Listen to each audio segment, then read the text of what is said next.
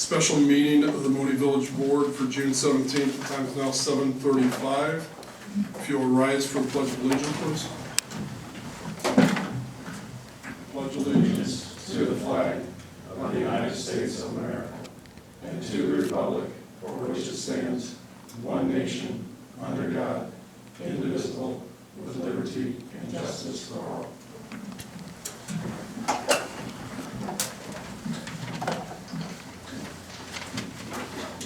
Roll call, please.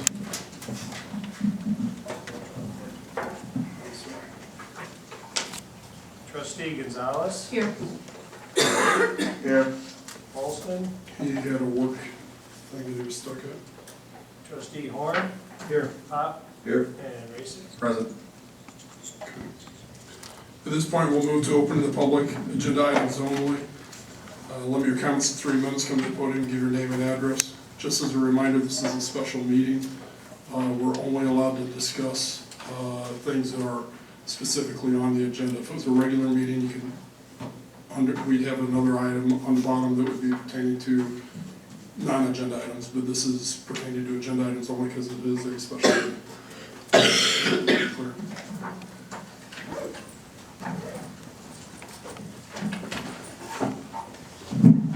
Good evening, everyone. George Pearson, 5108 West Roberts Ridge Road, Monee Township. I am currently serving as the board president of the Village of Monee Fire and Police Commission. I've come because of specifically the ordinances that were tabled from the June 10th meeting, specifically item number K8, referring to police personnel hiring. Mr. Pearson, if I may. Yes. I should probably clarify, just so everybody's aware, we are not voting on anything tonight pertaining to these. The agenda was only written out here as for a review. Additionally, I had contacted each of the trustees and let them know that, and just so everybody's aware, because you or anybody else that might be following you, the items are going to be, the review will be the review of the ordinances as necessary, but there will be no vote taken tonight on any of these ordinances because it doesn't say that on the agenda, just so you know. Number two, based on the recommendation of Trustee Holston at the last meeting, I wholeheartedly agree that in the future, including now for these, unless there's a legislative sponsor that's willing to say, yeah, I like this idea, we're going to run with it. If it has, especially as it relates to village code, you know, there might be other things occasionally that are more development and agreements and things like that. They're a little bit different, but as it pertains to village code, I am going to defer to the trustees as legislators to author, pen, work towards any of the, what do you call it, any of the legislation that may need to come forward. I just want to make sure everybody's aware of that. I know you're about to give a presentation. I just want to make sure you're cognizant of that no vote will be taken tonight on any of these ordinances, number one. Number two, specifically pertaining to the one you're referring to, I'd be surprised if it would even make it on the next agenda, just so you know. That's fine. Just for the record, Yep. if I may, Proceed. Your Honor. Yep. The Police and Fire Commission was created by state legislation that is required once we meet a certain threshold population-wise. This board was created under the village ordinance that was passed to govern the hiring, the firing, and the appointment of police officers. It is outlined in our rules and regs. It is outlined in Illinois criminal statutes, the ILCS, and that any legislation that is created that one did not have or does not coincide with the rules and regs that were created with or by the Board of Fire and Police and voted on by this board and approved by this board, or should not be taken into lightly. Our input was not placed in on it. is a big issue for me. The fact that someone that would not meet the guidelines that were set up in our rules and guidelines, even coming in through the way it's illustrated in the rules and regs, would not meet. And it doesn't muster. It is a gateway that can be abused by any politician that comes along after this board, that can be used, that would basically violate the Shackman Decree, a law that was actually created back in the late 60s, 1969, if I remember correctly. I believe that actually the judge finally, through arbitration, decided that it was something that they're going to, make law in 1971, the date of my birth. So this is a piece of legislation that has governed the state, that was created by Cook County, and their decision to be able to appoint at will employees because of patronage hiring. Now, when you create rules outside of boards that have been governed for the reason of hiring, or appointments within the police department, or any department for that matter, you allow for such actions to occur by future politicians that want to bring in friends, family, and whatever the case may be. I believe Illinois has seen enough of this type of nonsense that goes on regularly throughout this state, and states, throughout the United States. Therefore, if no vote is going to be made on this, I will make myself available during the discussion period if anyone wishes for me to go any further into details with specific sightings out of our rules and regs. Thank you. Anyone else? Agenda items only. Bill Bailey, 6431 Spruce Court. I'd just like to thank the board for doing their job last week and stopping all these ordinances to go through. Thank you very much.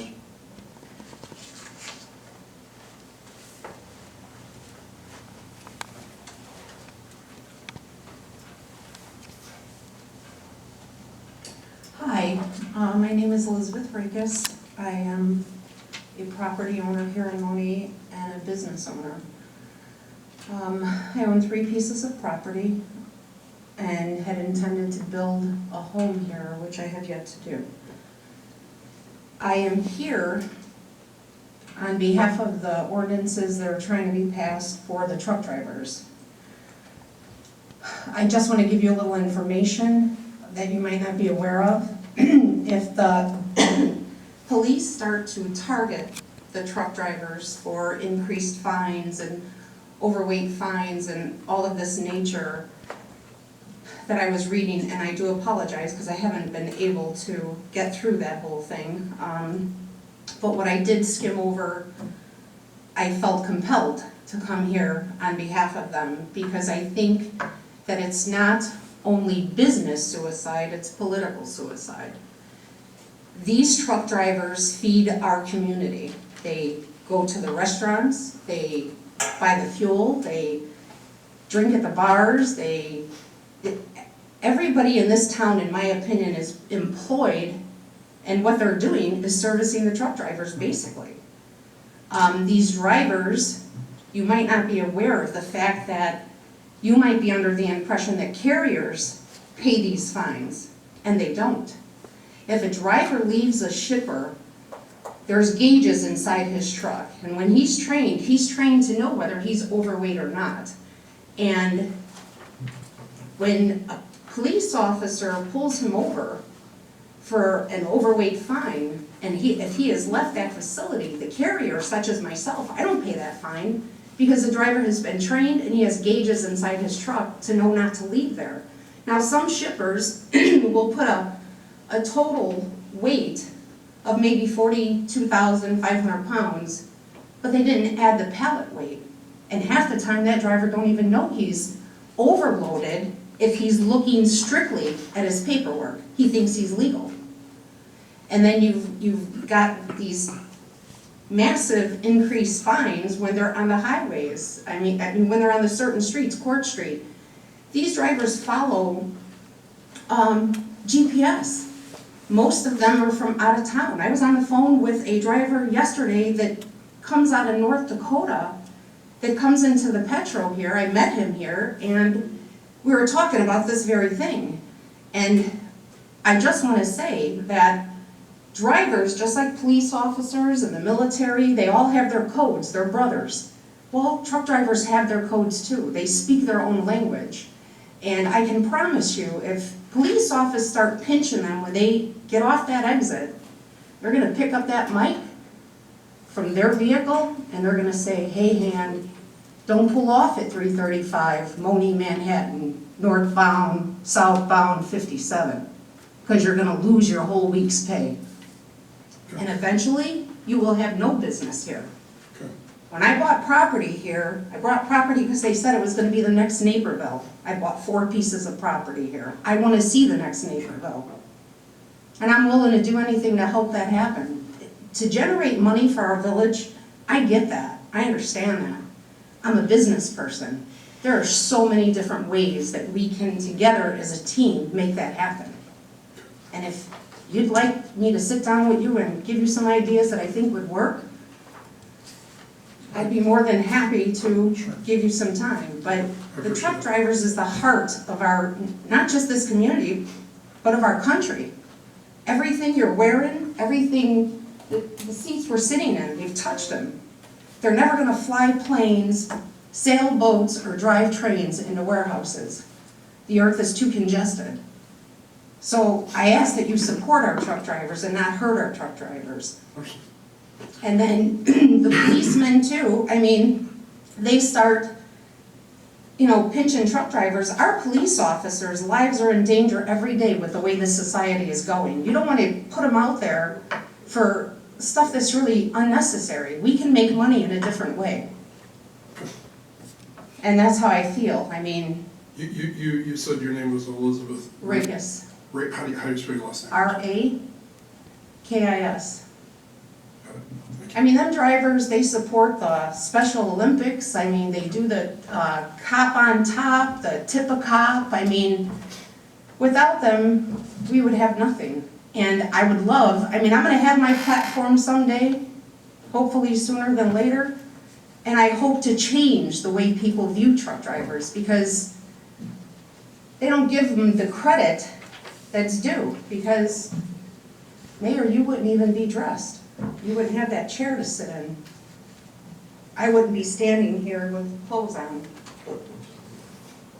And that would be a terrible sight, guys, I swear. But I'm just saying, I ask that you support them, not hurt them.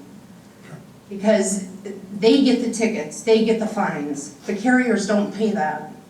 And a truck driver don't make enough money as it is.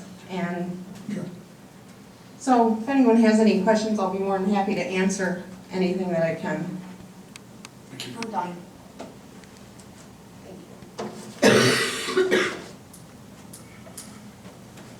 Anybody else? Okay, nothing else under the open to the public. We're going to item E, review of ordinances tabled from the 6:10 regular meeting.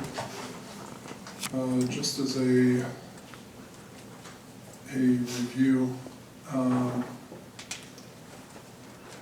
had sent a note, if you will, to the trustees indicating what I started to say earlier, that I'm grateful for the enthusiasm of the trustees. It has not historically been that way, and I was remiss in bringing to the attention that when I mentioned Trustee Holston had been involved with penning, if you will, some legislation. I'm grateful for that.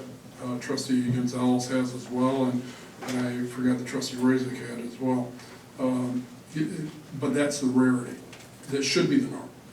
It should be. And I look forward to working with each of the trustees toward that direction. I think that I'm still learning, still trying to figure out how this is supposed to work optimally. I understand the separations of the 3 branches of government, but still trying to figure out how that works at a municipal level as well. So as much as I can, it's easy for me to say, well, no, that's not right, that's this branch or that's that branch or whatever else. I don't always deploy that correctly, so I'm working on that.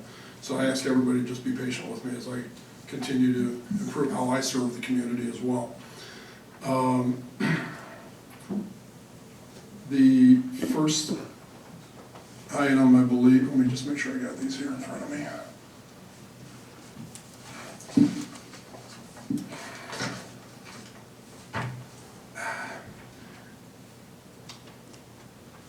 We can discuss any or all of these or none of these. It was put on the packet as a result of the request for the meeting, from the last meeting. But I do want to clarify, the miscommunication that's been circulating around our town pertaining to, being heavy-handed on trucks. I've got a number of friends that are truck drivers, I've got a number of customers that are trucking firms. Just to be clear, that's not the issue. George, you drive a truck at times yourself. To be clear, the issue comes into play whereas we have truck drivers, and under George, we were on our way to Gracie's one night, and we saw a guy from, I don't know, South Africa that blew right down Court Street with no regard to this fact that it said no trucks. He then goes north on Governors, and he decides to go further west on Wilson and ultimately Egyptian Trail. All because he's following a consumer grade GPS and not a commercial driver's GPS. And the issue is, we have our side streets. We're in the process right now, we're spending $7 million on improving our roads that are much overdue. And we have bridges that are not rated for some of the loads that we see coming across these. All because somebody wants to take the simple route as compared to the truck route, which is defined. Court Street is not a truck route, okay? Main Street is not a truck route. Egyptian Trail is not a truck route. We've had residents complaining for years about a number of these issues. I'll be out here coaching baseball, I'll see a half dozen of them a night.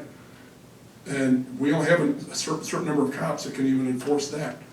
The issue is not really trying to be heavy-handed about the truck drivers. It's helping them understand, even a truck, if it's driving 25 miles an hour, can't stop as fast as a regular passenger vehicle or a motorcycle or something else that's suitable for this road. So it's not just the weight. The weight's a huge issue. It's, our roads are beat up. So we're just merely saying the $50 fine they currently get, they have to go down to the circuit court to deal with instead of being adjudicated locally. A lot of those issues come into play that's the reason why we need to correct that, because right now the penalty is insignificant. We've had people, when we had DJ was almost run over by somebody who had no regard when he was out with the engineer on Ridgeland Avenue, and this is not specific to commercial drivers, but in this particular case, there was a whole slew of this going on. We had one of our businesses over there on Ridgeland that the drivers were being told at the guard shack, don't go north on Ridgeland, it's one way, go south and follow the detour signs.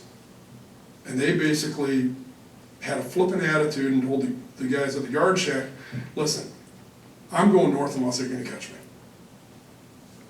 Because their time is more important to them than following the safety of people that are out there doing what they need to be doing, or residents or whatever else in other areas. And so this is not your everyday abuse given by all the drivers. This is not a stereotype, but I'm just telling you, those are the things we encounter. And for a $50 fine, they're gonna take their chances. Because that's all we've ever done. And it's not enough to get them to, Will Center Road, out by, between Gulf Vista and Country Meadows. It's driving right past the school. That's not rated for trucks. See them going down there all the time.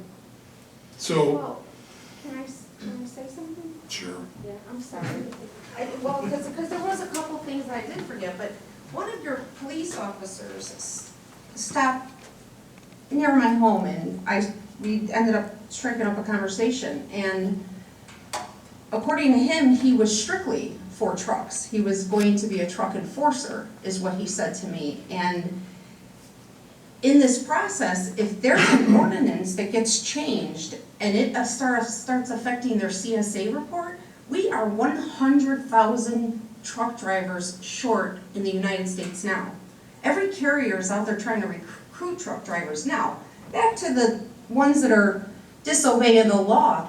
When it's that obvious, well, ticket them. I understand that. I'm not saying, give them a free ride. That's not what I'm saying at all. What I'm saying is, don't go out just to target them, because No, in the end result's gonna be, we won't have a town to live in. It'll be like a ghost town here, because the only thing that really provides jobs is the petrol, the truck drivers are there because there's truck stops, and because there's coffee and a place to eat, and, I understand. You know- And we had a conversation, somebody's been going around town miscommunicating the oh yeah, he essence. told me plain and simple, straight up, as straight up as you could get, that his job was strictly to do trucks, just to We don't have any, give trucks tickets all day long, so Well- to speak. And that's why I'm here, because normally, political things, it's not my thing.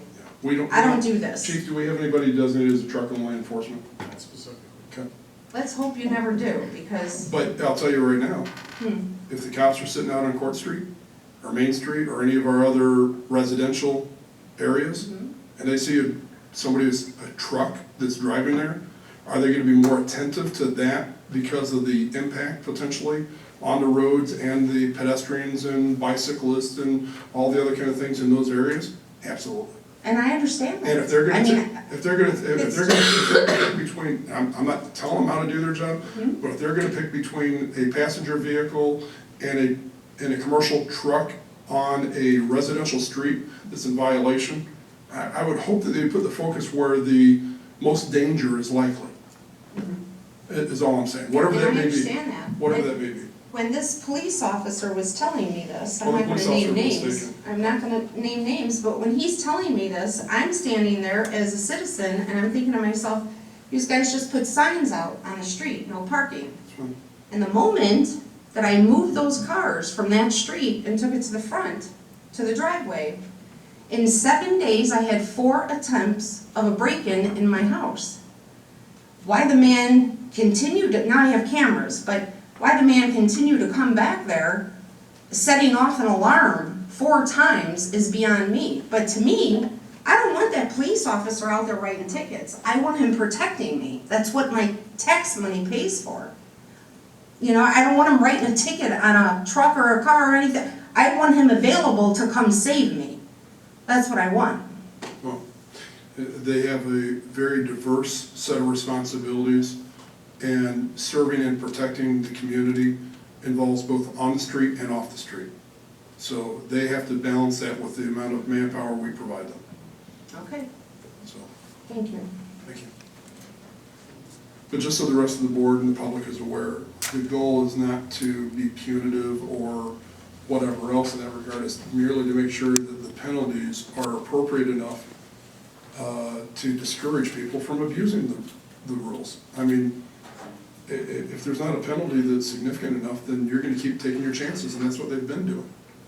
And so whatever that case may be, the other thing is not to have an effect on their, George helped me out on this, but with the commercial drivers, CDLs, there's a score system, I think that might have been on your, Oh, yeah. But and there again, we're not trying to be unnecessarily punitive. What we're trying to do is, if it can be written on a local ordinance violation, as compared to being sent to the circuit court, depends on what the moving, LA vehicle code allows and all that sort of thing, then we'd much rather write it on a local ordinance violation. It's better for them because it doesn't ding their score if it's a local ordinance and goes to the adjudicator or whatever, I say adjudicator, she says here, I guess, but, it's much better for the driver and everybody involved if that's the process. Because if they go to the circuit court, automatically, it's gonna ding their score, especially if they're found to be in violation.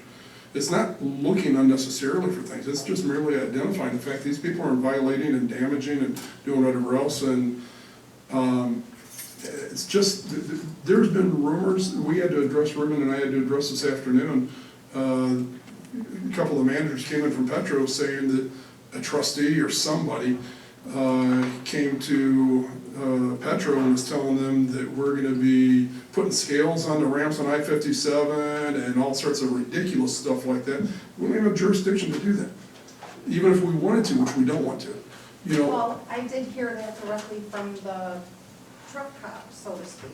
So he told me that himself, and I didn't spread that rumor, because, I didn't spread the rumor, but he did say that to me, so maybe that's where that rumor's coming from. Well, I was not part of that conversation, but I can tell you right now, we have no desire, no plans to put ramps or scales on the ramps or anything else.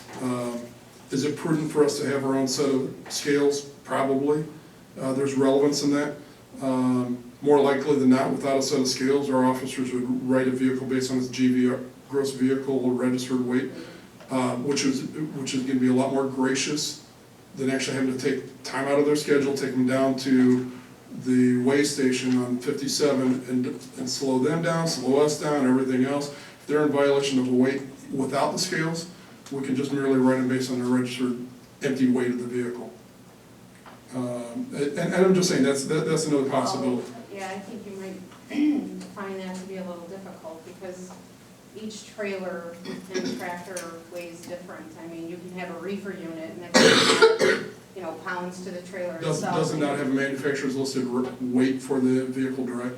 Not on all of it, no. And if they have steel rims versus aluminum rims, that's gonna be a different weight.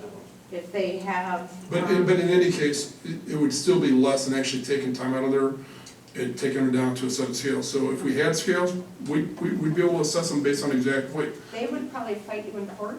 Well, then if they want to do that, then we would take them down to the weigh station. I'm just trying to help you out here. I get it. Okay. You know, we're trying to be, I'm just telling you what they'll do. I mean, our goal here is compliance. right, I That is our understand goal. that. I completely understand that. Trustee Horn, please. Mr. Mayor, if I may, I guess we are discussing K1 at this point. I think it's relevant to, as you mentioned, we don't have any jurisdiction over state or county roads. Correct. And this, like you said, is for residential, primarily designed for residential streets, of course. Right. But this does accept the following streets, which I think is relevant to this discussion, where the weight limits are higher. They are designed for trucks. The streets have been constructed for trucks. Cleveland Avenue, Industrial Drive, Sunset Drive, Triton Way, Whiting Way, Ridgeland Avenue from Bruns Road North to the village limits, Will Center Road from Court Street to the village limits. So I think it gives a lot of, where trucks need to be, it allows them to go.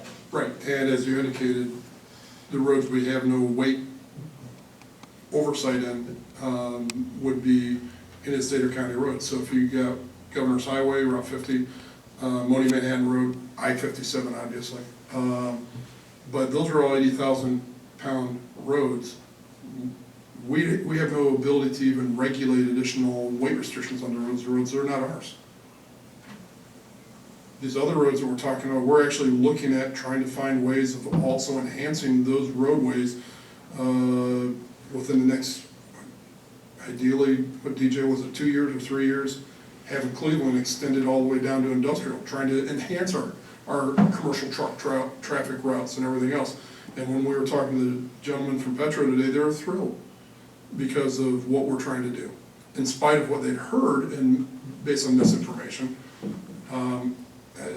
it's very frustrating that we're trying to do the right thing the right way and misinformation gets circulated about these things. And it's politics, it's social media, it's any number of things that contribute to that. But this is something that we have been looking at and reviewing for, Chief, what, a year and a half almost, back and forth? Well, isn't there a law, I don't know if it's a state law or how all that stuff works, because again, I'm not a politician, but isn't there a law that gives them X amount of miles from, right, to the delivery point? So how do you justify that when you've got? If they have a bill of lading that allows them, if they're on Governor's Highway and they get a bill of lading that says they're taking it to the village hall or the school across the street or something like that, that's well within that latitude. There's no issue with that.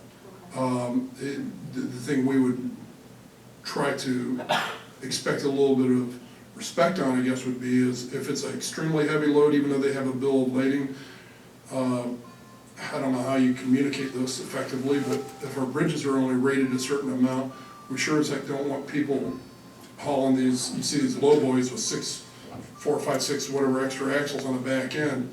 I don't know what the weights are on those, but, you know, Georgie and I were talking about that the other day, but some of those get pretty heavy. And I'm not sure if our bridges are designed to handle those loads, but even if you have a bill of lading that allows for it, personally, I would hope they take the alternate route around so they're not driving over our bridges because of that specifically. Even though they might have a bill of lading that allows for that, I don't know how that works. Ruben, you were involved in some of that latitude as well, but. Yeah, they're giving 5 miles 5 miles, interstate that's for the what voids. 5 miles, thought so too. And because I know there's streets, some streets are 73, 280, and a truck is grossed at 80,000, and so they get fined on those streets too. I had one of those within the 24 years I've been in business, and I fought it and won. But it was, at that point, it was just principle, you know, it was, the police officer was quite arrogant, so it was just, you know, we were within our right, the driver was within the right, so we went to court and we beat the fine, but, Ma'am, if I could, ma'am, we're gonna move on with the other items, but if you would be so kind as to advise our police chief of whoever it was you were dealing with after the meeting or at another time, so he can address the inappropriate I don't want to do that. I don't want to get any police officer in trouble, you know, I just prefer not to name names, but, Well, here's a problem we run into. go ahead. When misinformation is being communicated like that by anyone on our staff, it's causing us grief unnecessarily, whether it be the police or front office staff or anything else. We need to address that, and if you're not going to help us, we can't correct that going forward, so misinformation is not shared. I understand that, but this police officer, regardless as to what he said or what he didn't say, I mean, I would say that in front of him, but, because, you know, I have no problem doing that. My problem is, he still has a family to feed, I'm sure. I don't know if he's married, I don't know if he has kids, but he's irrelevant. still gotta keep a roof over his head, so I'm not gonna jeopardize his job. Okay.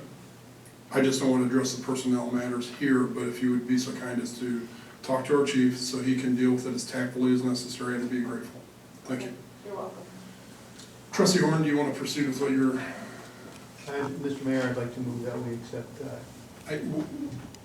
We're not going to vote on any of these tonight, Doug. oh, okay. Sorry. Okay.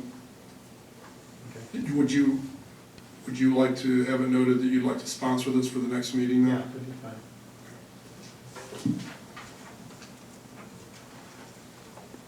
I do have another meeting, so if you don't mind, I would like to excuse myself. but- Thank you. So you're not voting tonight, on that, right? Okay. Because I would really love to know what the outcome is. Okay. Thank you. You're welcome. So that was K1. We'll move on to K2. Are we gonna be able to discuss these before we move on? I thought the point was to discuss Sure. these. In regards to K1, in section 2, 6-3-9, size, weight, and load. I'm sorry, where are we at? Page 2? K1, page 2, Yep. section 2, 6-3-9. Okay. It is being replaced with the the original codifier. I don't know what it said, but in section A, it says the village president is given in charge of these roads or given sole responsibility to all streets and highways within the village, except federal, county, and state routes. I have a problem with those words. And then in section B, where it says it gives right to those streets that Mr. Horn noted. And then also it gives all police officers of the village of Monee are hereby authorized to weigh or cause to be weighed vehicles, and then knowingly permit them. So the village president solely and alone is being given the police officers their own cause to pull vehicles over and weigh them in the violation, and then they'll be fined $50 initially, and then $75 for every 500 pounds thereof after that. So I understand weights and limits and being overweight, but as Liz stated just 5 minutes ago, these drivers are responsible for this. So knowingly that a shipper could 24,000 pounds over. So this poor woman is $50 plus $75 for each additional 500 pounds. So in one fine, one driver is now responsible for nearly $5,000, if I'm doing that in my head right. And then some of these other ones beside that, where we're saying, you know, with the overages, as she stated, the shippers are not responsible for that. Those drivers are responsible for those fines. I am really having a really hard time even reading through this. Okay, just so we can have this dialogue here, do you realize that, first of all, pertaining to the fee structure there, that is right out of the state Illinois Vehicle Code. That's exactly the fine schedule that is used, and we had to use exactly their terminology. So that's what was put in here. This is right out of the Illinois Vehicle Code. The overweight issues have to do with $50 plus 75 for each 500 pounds over. So that's boilerplate. It's right out of the Illinois Vehicle Code. Understood, but That's ridiculous. it's understood and it's in Illinois Vehicle Code, but I don't know why that the Village of Monee has to enforce or police this on top of what the Illinois Vehicle Code already is doing. Well, this would be as a replacement for it, which means that it wouldn't necessarily be, it would be a local ordinance violation, which would benefit them if it's a local, on any of these it would be local ordinance violations, that they would not have to deal with it being reported to their CDL, those that would apply for that. That being the case, it's not dinging they're paying the same fine either way. So if we don't pass this, it doesn't matter to me, the cops are still gonna write, let me clarify, some of this, whether we pass it or not, if the cops still write somebody a citation for overweight, be it on Governor's or somewhere else, whatever the weight rating is for those areas, they're gonna get fined the same way. It's just a matter of whether they get to do it through the local adjudicator as compared to going to the circuit court, just so you know. Understood. Okay. And so, Regarding your first point, Larry, how we decipher this? Is that boilerplate? Is that just the village president with respect to all streets? Is that standard? I don't even know what. Let me check, Your Honor. All right, that's fine. You got a copy of the code book there? Or? Yes.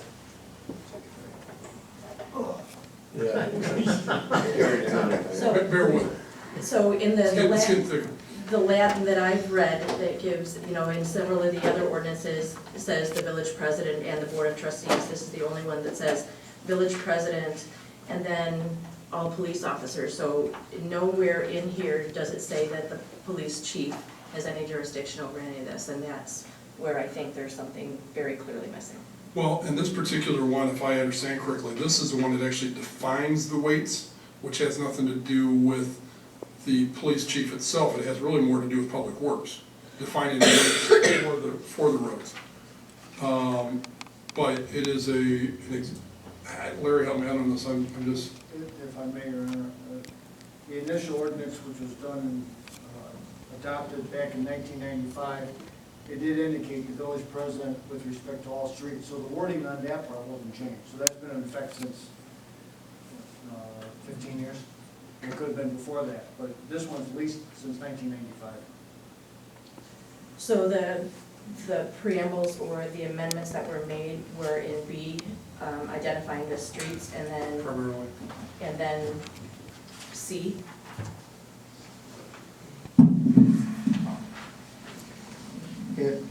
If I may. Yeah, please. Some of these were drafted by someone else, but sometimes what happens, Trustee Gonzalez, is that they will make amendments, but they have to basically incorporate all the terms of the ordinance. So, she might have, the 639 might have stayed exactly the same, and I think it did. I think maybe B was changed, but it looks as though 639 was, I think C had to adopt the section 15-112 of the Illinois correct. Vehicle Code, which was a stipulation. Was that in there previously? No, sir. Okay.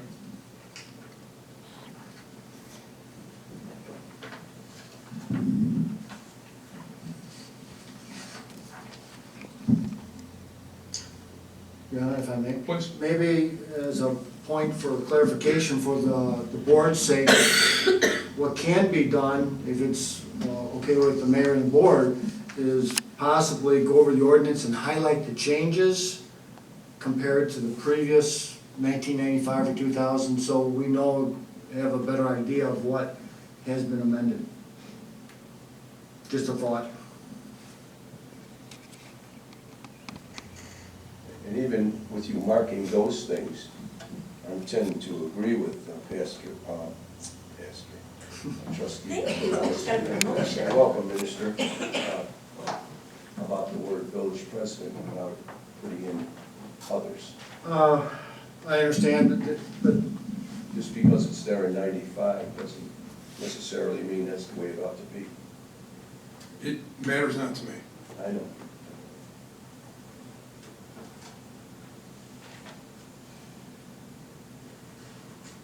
I think that depending on what further discussion we have on this particular item, we can move forward, and council can review this before the next meeting to find out if it's based on the context, if it's really more of a matter of road weight issues as compared to police.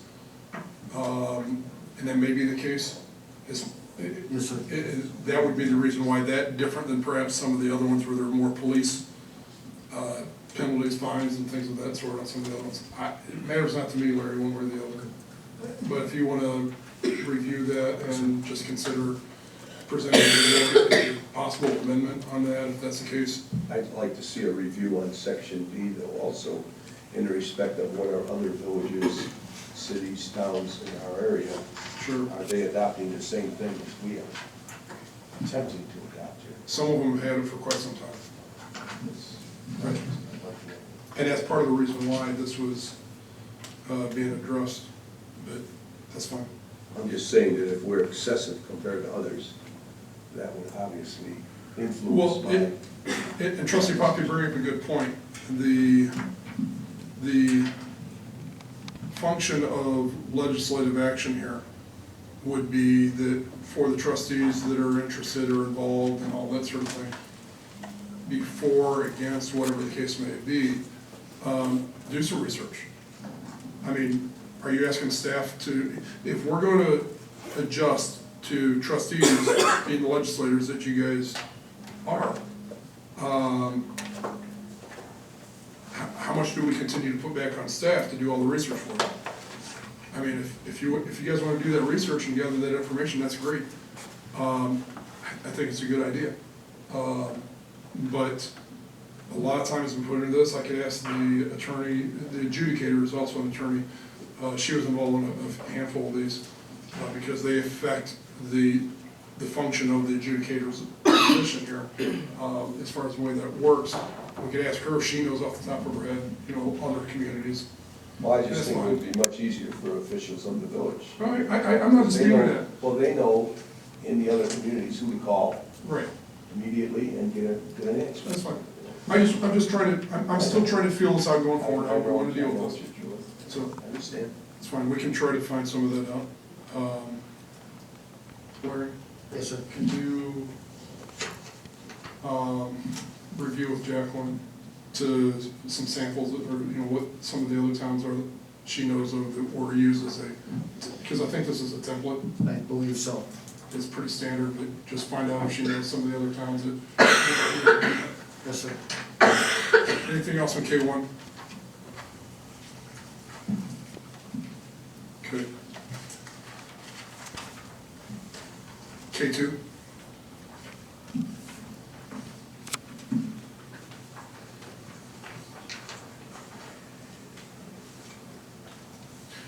And then here again, instead of going through these one by one, if you guys want to, we can. If they don't make it out of this committee of the whole, if you will, it doesn't matter to me. A lot of work has been done to this point. It wouldn't matter to me if you all review these and do your research, and if you think any of these are a good idea, then what I indicated in the note that I sent you all was go ahead and sponsor one of these or more of these or whatever else that has a point of interest to you. whether it be because of your departmental oversight or because of personal concerns that have been brought to your attention because of public outcry or whatever the situation may be. We can go through these one by one, I got no issue with that, but on the same regard, we've got other things on the agenda as well, more specifically just related to the budget, but yes, we got time to do whatever you guys want to do tonight. That's on the agenda. So, Trustee Horn? Mr. Mayor, section 2.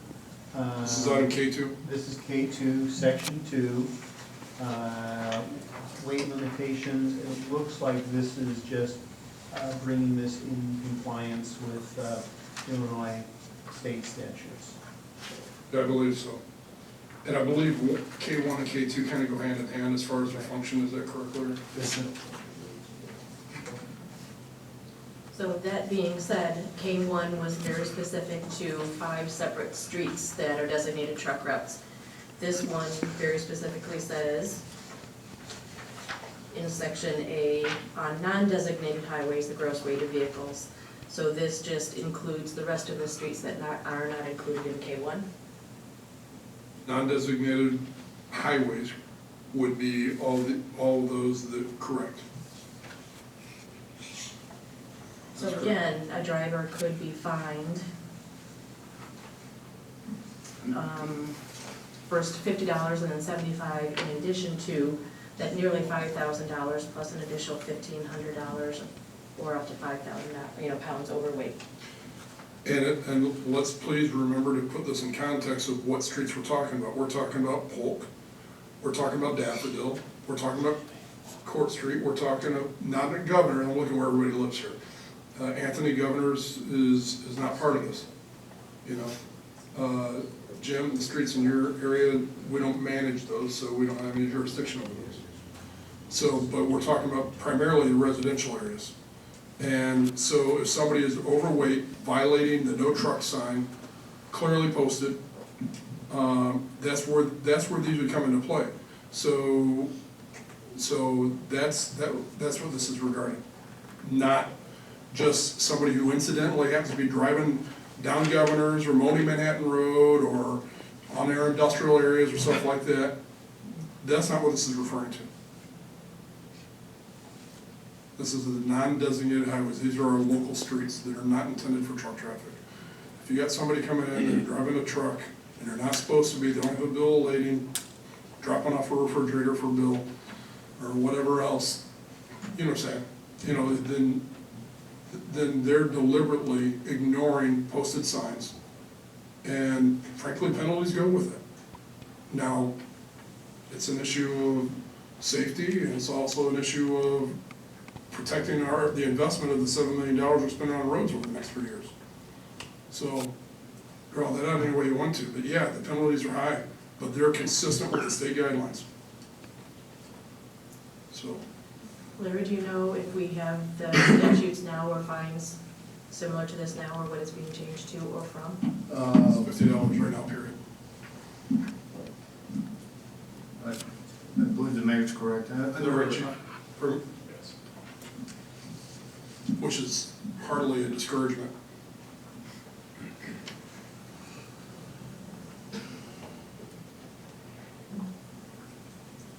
And again, just to remind everybody, this is not the industrial defined designated truck routes, things of that sort.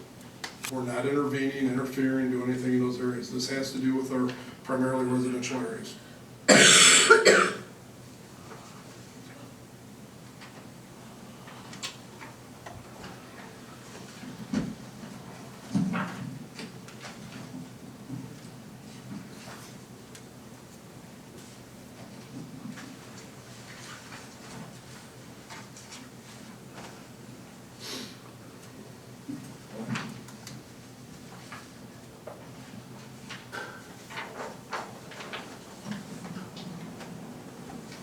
We have any more discussion on K2? Can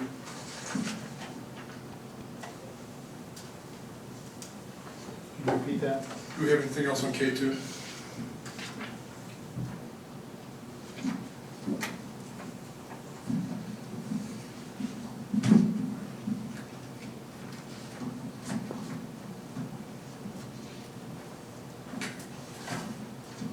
nothing else on K2, we'll move to K3 as long as you guys want to keep going through these.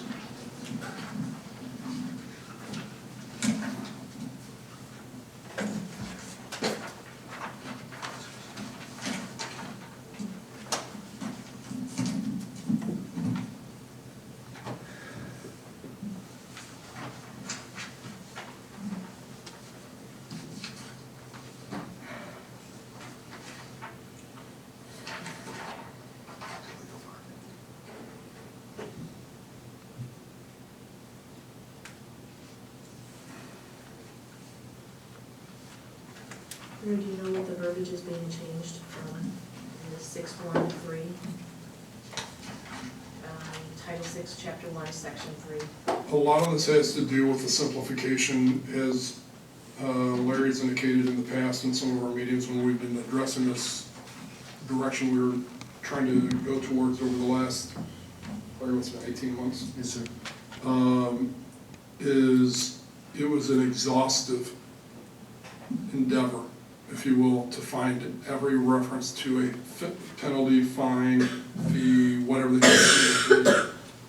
And also, a lot of our code was not adjusted to accommodate the fact that we now have a local adjudicator, which we didn't have when the ordinances were created initially. I think, Larry, that was 5 years ago? Yes, sir. And so we created the position of a local adjudicator, which was a good idea, but that was step one. It's kind of like creating a trust and never putting anything into trust. Bad example, I don't know why I brought that in there, but the point is we've got a lot of code that didn't really afford the adjudicator to do their job as a local hearing officer. What this does is by consolidating a lot of these under, I believe it's section 1-14-11 in our code, that basically pushes everything to that area.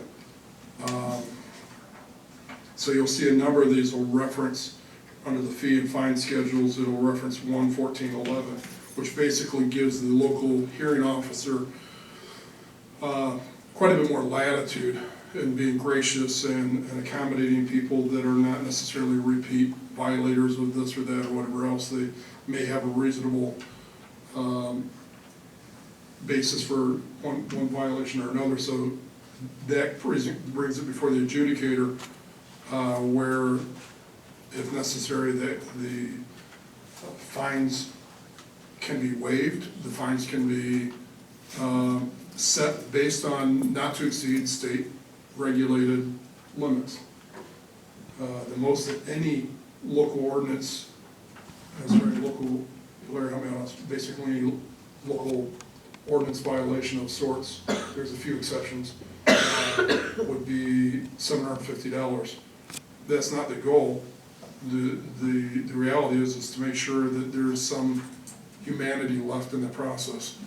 When we send things, our codes, when we had violations of our codes in the past, they always had to go to a judge in the circuit court, which didn't necessarily have any regard for our desire to be compassionate, at the same time, encourage compliance. So our goal is always going to be about compliance, more so than revenue. For those people that are going to violate perpetually, there's penalties for that. So a lot of times when you see that reference there, Heidi, where it says 1-14-11, I think that's all kind of like pushing everything back to this section of. Correct, John. And I believe, like, give an example, Trustee Gonzalez, 11411, which was referenced in this ordinance, as the mayor correctly indicated, but some of those ordinances aren't even in our book yet. Sometimes they're not up to date. So when she goes back to 11411 here, if I look in this book, it's not in our book, but obviously she read the ordinance, it's pretty thorough. So all I think she was trying to do is expedite it, and she referenced 11411 or whatever, but that ordinance, 11411, is not in here. Is it on the website, I believe it may not be in your book, Larry, but I think it is on the Sterling. Okay. And that's the other thing, is just as an incidental sidebar on this, once we get through the bulk of these, it's been 3 3 or 4 years at least, I think, since we've codified any updated ordinances we've had. So once we get through some of these things, it'd be a good idea to, but that's just on a side note. Okay, anything else on K3?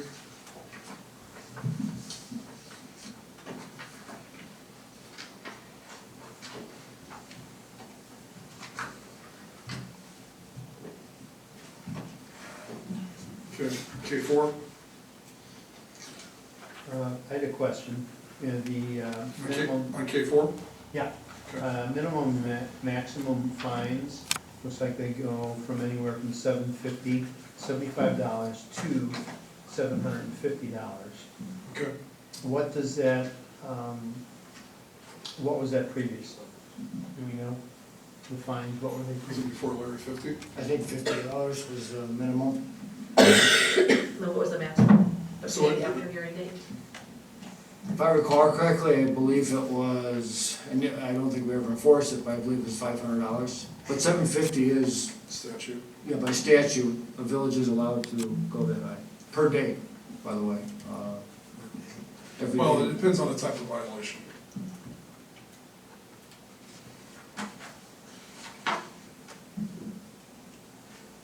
Okay, just going with what Larry said, if it's true, shouldn't that be in here if it's, Well, I Should it don't be- think it applies to that particular one. But Larry, Which one? you want to address that question? Which one was it? Bill? we're at, Probably A file, to. yeah, A, It just says paid after the 30th day following final judgment, doesn't say per day. Oh, Well, the violation would have to be reissued each time if there was a repeat. If there was some sort of situation where there's an ongoing violation, let's say, for instance, if we were going to, give an example, if we were gonna fine Gulf Vista for failing to adhere to, well, we have specific ordinance pertaining to grass cutting, so that wouldn't apply to this. But if it were, let's say, violating the age agreement as part of our development agreement, then it would be no less than $75, no more than $750. And could that theoretically be per day, Larry? I'm not sure if that's where that would fit into or not, I don't know. you know, I've seen situations where we ask for, at this village or another village, we asked for a fine for $1,000 and the hearing officer said 10. So there's some discretion with the hearing officer to get their attention. Rarely do they hit them, like the mayor indicated, every single day, unless it's blatant and the individual was, It's usually to get Not attention. responding, exactly. Most of this is to get their attention to stop doing whatever somebody's doing that's wrong. Gulf Vista may not be a perfect example, but you get the point. Well, these are violations regarding vehicles, standing or parking motor vehicles, cellular phones while driving, state vehicle code adopted. This has nothing to do, or what is being transported, charter bus, combination vehicle. So these are all motor vehicle ones, has nothing. Sure. Okay. So in that case, none of these would be per day type situation. Correct. Larry's referring. I had a question, and maybe this would be directed to the chief. If someone leaves the village limits, a state police officer stops somebody from using a cell phone, do you know what the fine is for that? Any standard ticket that goes to court is $120. What was that amount, I'm sorry? 120. And how much is ours on here, 75?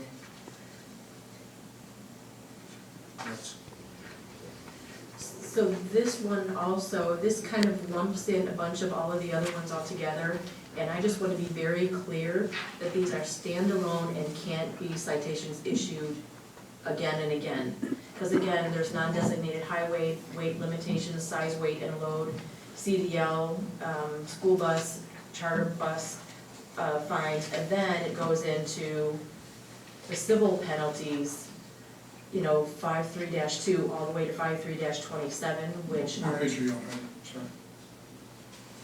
Oh, I see where you're at. Okay, got it. yeah, so it keeps going on what is included in this very first one, and it seems to me that a lot of these shouldn't be rolled up all in one. Well, what it was is before there's been, and this goes back to what Larry had addressed in months past, is there's been a lot of ordinances that were not thrown into that 11411. And what this does is kind of groups them all together, puts them there, and it gives the discretion to the adjudicator on these. So then, that being said, should there be one ordinance that has to do with weight limitations on designated highways or non-designated, and not have That 5-3? that was K2. Yeah, so now it's in here again, We're at, which number? the second, or let's see, on page 5, E, F, and then the tank endorsements. 6313, I think you may be correct on that one. Yeah, so 639, 6313, Larry, can you look at this real quick? and then. 639 is referenced, And then 613, that all has to do with truck driving again. 639, 6313.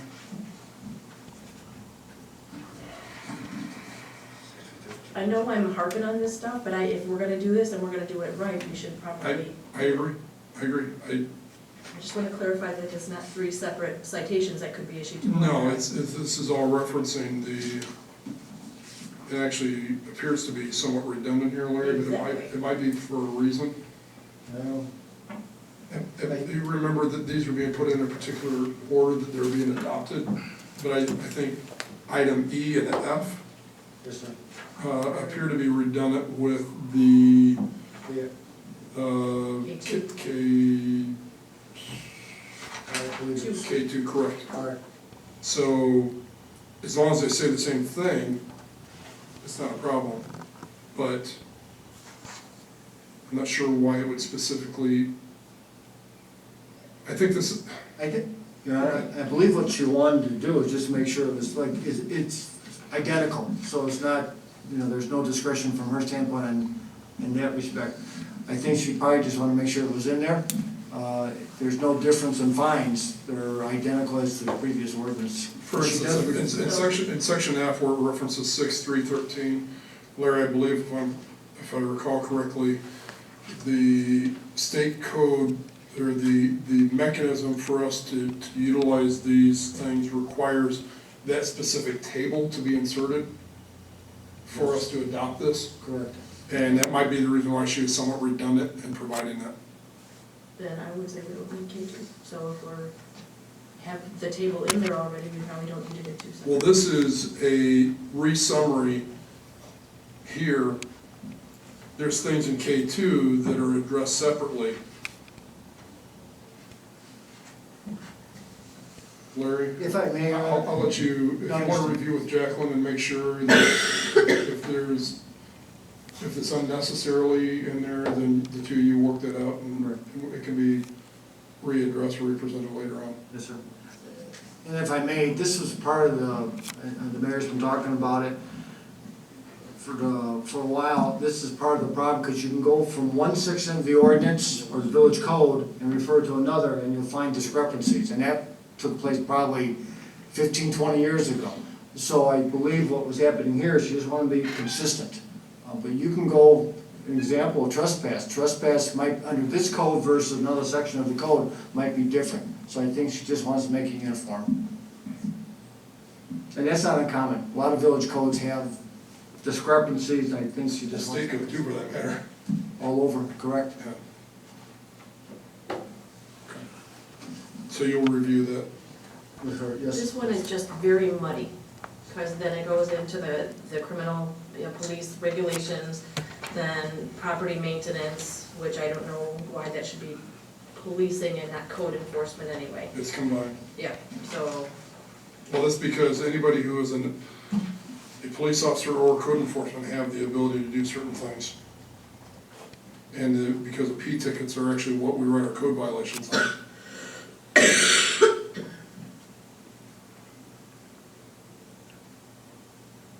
I'll check with her, Your Honor. Because the other option would be she could, Otherwise, you'd have to, what we've done here is we've got this reduced to 7 or 9 pages as compared to having to have 20 ordinances to deal with each section of each, out of the title sections there. So that's the reason why a lot of it was put into a single location there for summation. And if I may, Your Honor, what happens too, when you send this to Sterling for codification, Sterling will call you. Call a village or a municipality or a state organization and say you are being repetitive. So it's another set of eyes, which has been done before. They'll indicate, council, do you know you adopted this ordinance, whatever, and they'll modify it themselves to be consistent. Well, no harm, no foul, but if haven't been consistent in the last 15, 20 years, and we haven't gotten a call yet? Pardon me? We haven't gotten a call if apparently we're not consistent? I don't think Sterling was involved initially when our original ordinance, when our code, what year was that, Larry? 1995. This is 1999. So when, I think it's way back when Jackie Mush was on the board, back in that era, was when they actually adopted a whole new set of code. Oh, okay. So, that been Larry Cockle would have been there back then. So, anyhow, so, I don't want to perpetuate problems, personally. If there's things where we can simplify, correct, and streamline things, we should consider that. So that was, okay. So we're in K3, K4, K4. So Larry, you're gonna review K4 with? Yes, sir. Anything else on K4?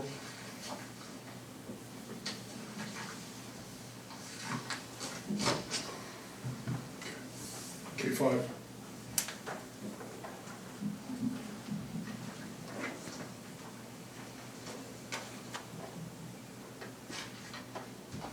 It's one of the shortest ones in here.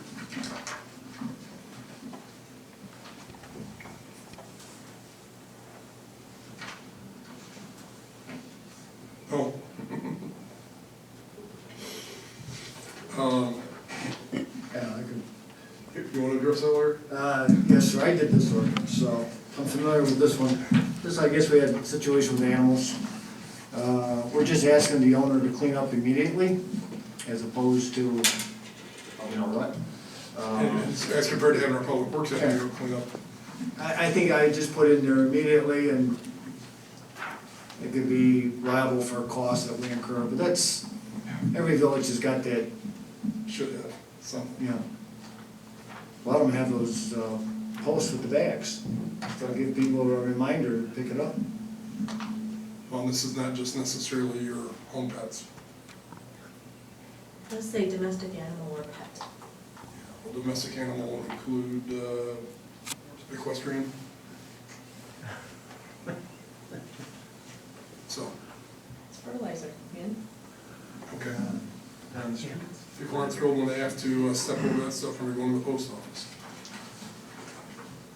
Or anything else. So. Go on to K6.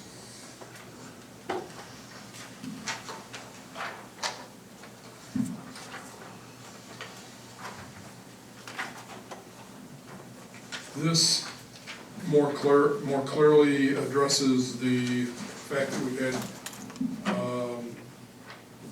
littering to be addressed specifically. The Section 2, Part A was enhanced, I believe, slightly to address anything that was placed there. Yes, sir, I believe what was added, indicated that, you know, if you want to post something on village property, you'll need the village's permission.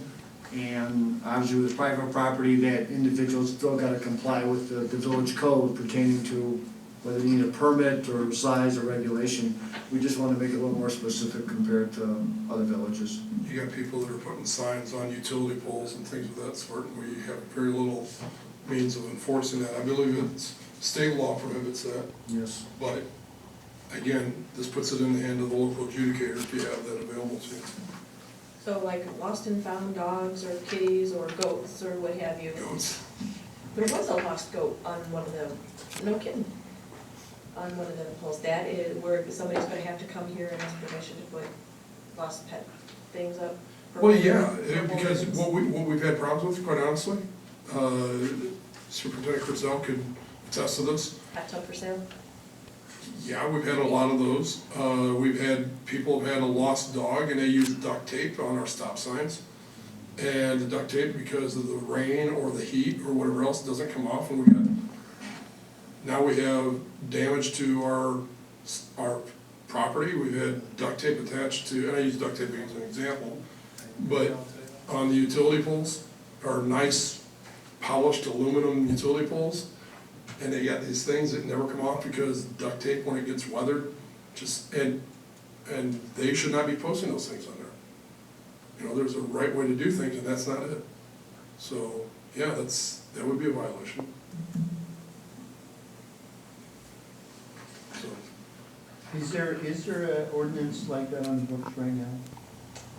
similar but not as specific. Okay. All right.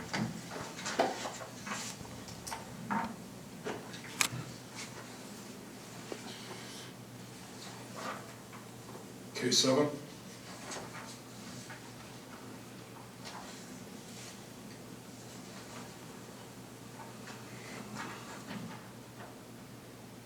I think this is, again, a section of code that was probably almost as old as our town.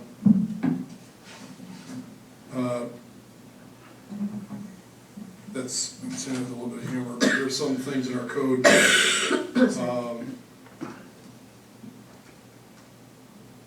for whatever reason, there are specific things that were assigned to police responsibility. And this is just reinforcing or reiterating that and putting the new section in there. So Larry, what is 144? 144, looks like you're under, looks like it was established in 1983, it was amended in 1996, 2000, so it goes back at least 25 years. Okay.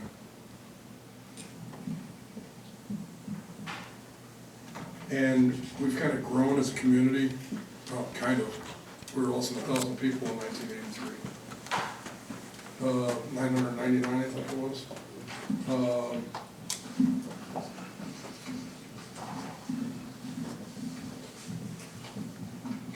Yeah, I guess I'm just wondering, help me understand this, because this is stuff our officers do anyway, correct?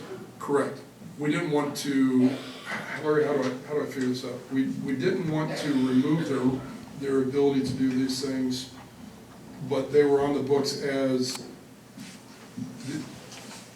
I believe, citations and such. correct, Your Honor. It did indicate police officer issuing citations. Again, I believe she's just trying to be consistent. I think any officer's got the authority to issue citations. I don't think she's designating one person, but any of the police department has the right to issue a citation. Be a local ordinance or otherwise. Yes, doesn't say, you know.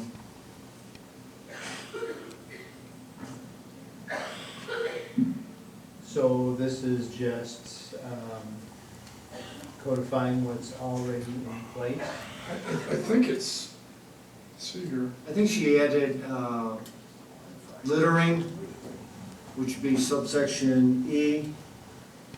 It looks littering, I believe. Was that not in there before? I don't see it. Okay, what about FG? F, they had garbage, they didn't have G. Okay. They had part of G, but not the whole. Well, actually, it might have been adopted even subsequent to a year. Hard copy you have there too. Yes. Okay. I think this is just a,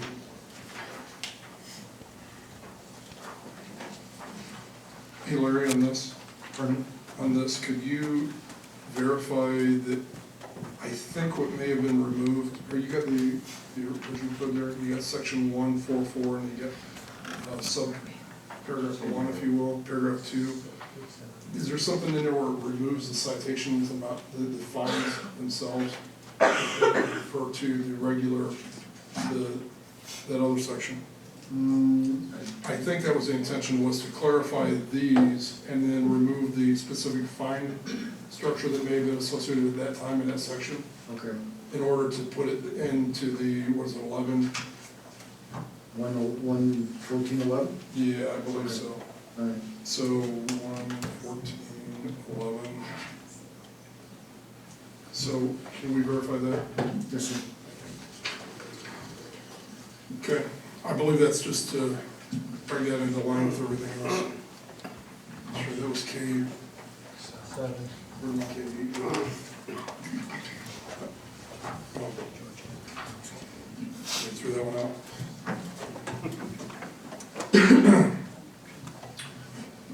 Well, let me dispel a few rumors around here.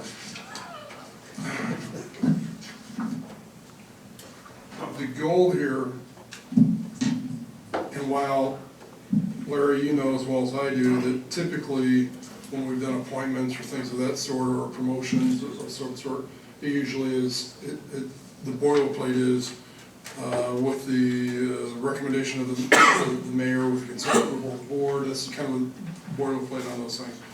So that's why some of that would have been in there. However, in talking with Commissioner Pearson, I understand that there would be some concern regarding that. And the goal of this was not to minimize the police commission and their responsibilities and their oversight. Frankly, as a conversation I had with Mr. Pearson a week and a half ago, I guess it was that it wouldn't matter to me if this was being presented and if it was done in such a way that if management, such as the chief, had somebody who's a part-time officer that they'd like to recommend for a lateral consideration to upgrade to full-time, that it would be presented to the police commission. Now, it wouldn't matter to me if that was the mechanism instead of going before the mayor or the board, if it just go before the chief and the police commission. I wouldn't have any problem with it. We have, in the past, missed out on some opportunities. We had an officer, Twilla, that was a phenomenal part-timer that we lost to Olympia Fields because we didn't have any mechanism in place. I know we didn't have a police commissioner in place at the time either. But had we had an opening and things of that sort, there were some considerations for that.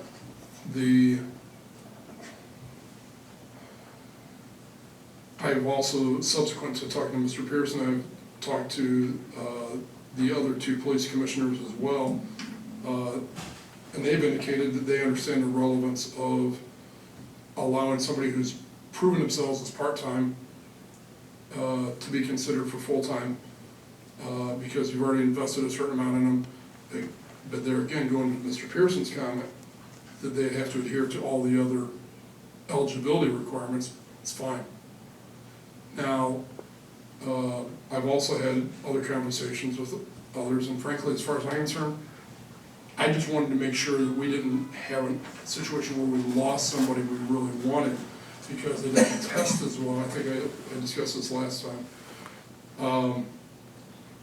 You might have somebody that tests, and I'm new to the nuances. I wasn't part of structuring the rules for the police commission.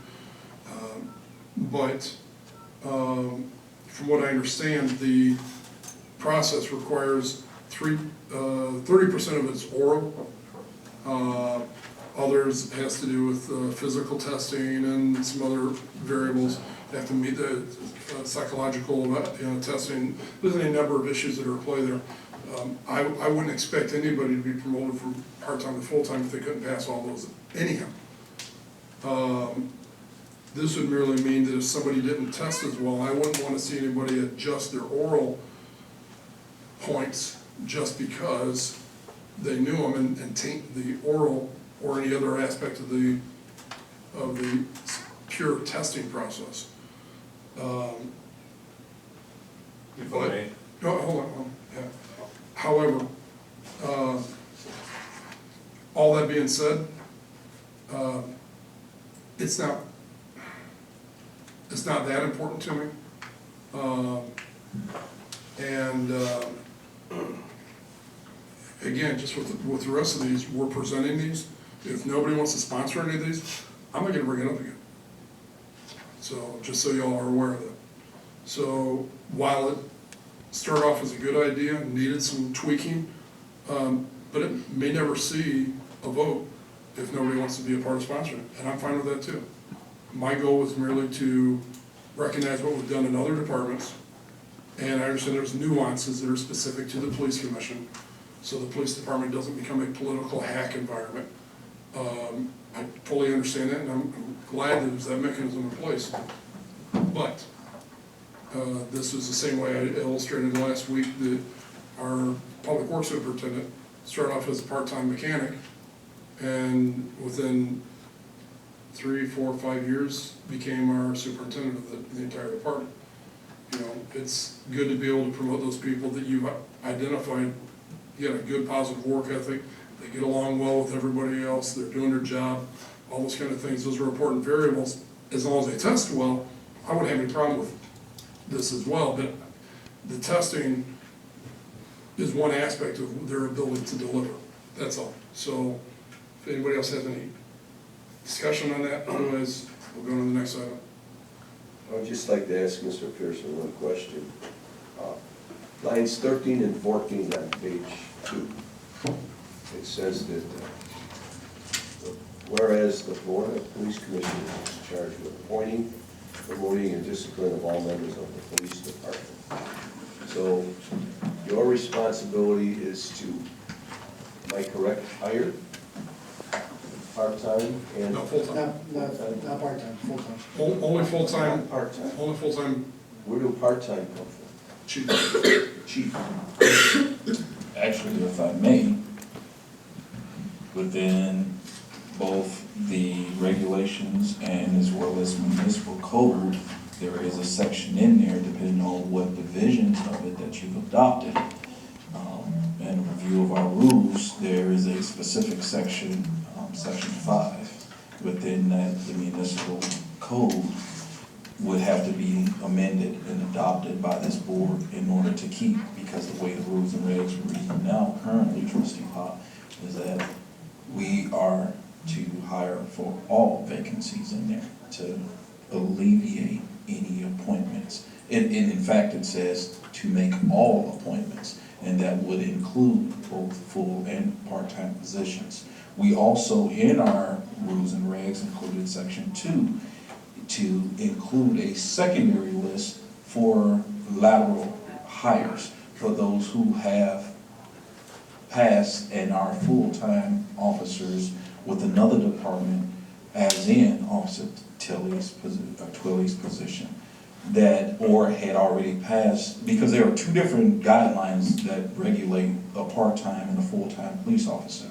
A part-time officer still would have to go off to the Illinois State Police Academy or Chicago Police Academy, Cook County Academy, in order to obtain a certain additional amount of hours. If they don't already have it through another. If they had not received it, most part-time officers have only received a part-time certification. And the part-time certification within the state of Illinois is different from a full-time certification. Hence the reason why the rules and regs were created in for those towns or municipalities at that 5,000 plus.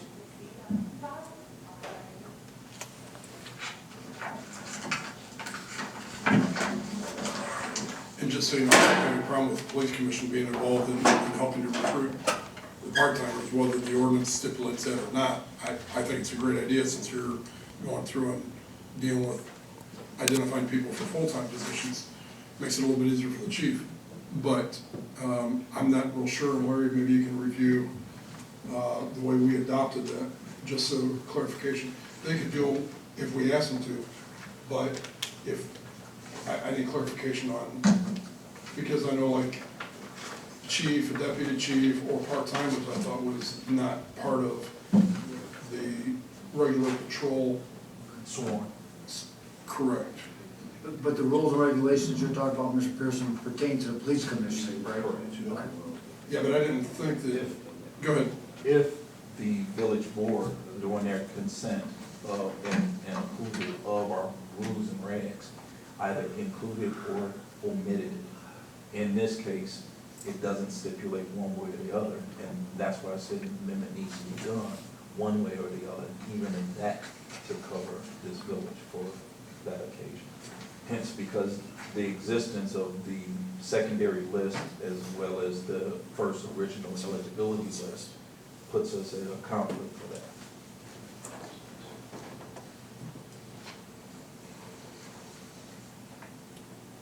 George or even Syd, I see you back there as well. Syd was very instrumental in establishing some of these as well. Do you guys recall when the rules and regs were formulated and adopted at your level and then? July 10, 2014.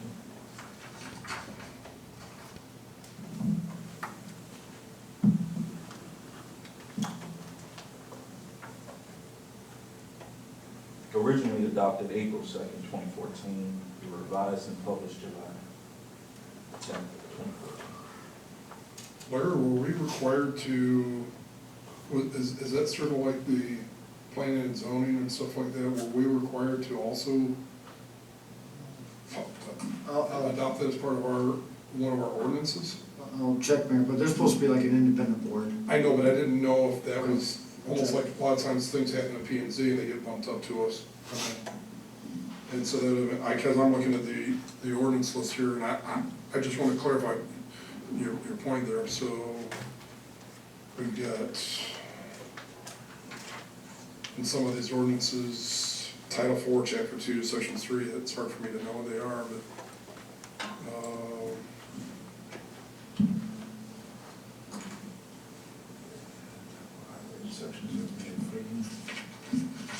I'm not seeing it, so.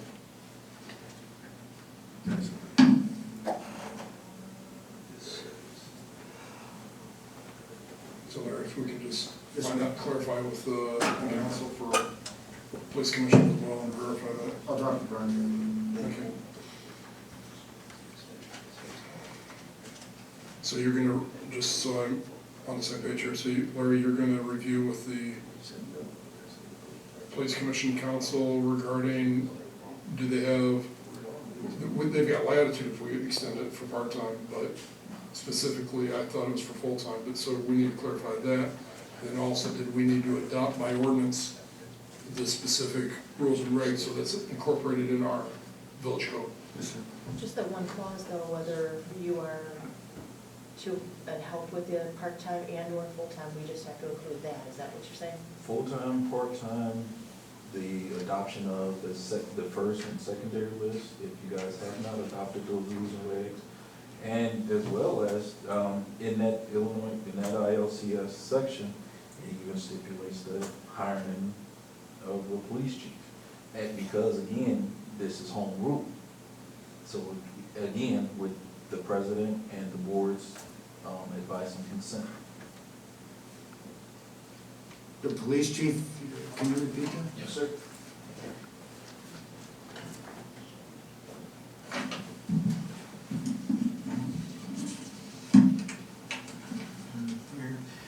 Says shall appoint all officers and members in this section, except if we adopt Article 5 in the code. That's the part that needs to, and the sole authority shall issue all certification appointments vested. But And that would include the police chief and even the fire department. Is it specific, does it name them by title there? Yes, and this will be sections. But I believe with the police chief, that's administrative. And there's been discussion in Springfield over this last year about There is what that state should be legislation included. pending, correct, and we Right. can change that. So, Larry, if you could review what all that means so that we fully understand. I'll talk to Brian.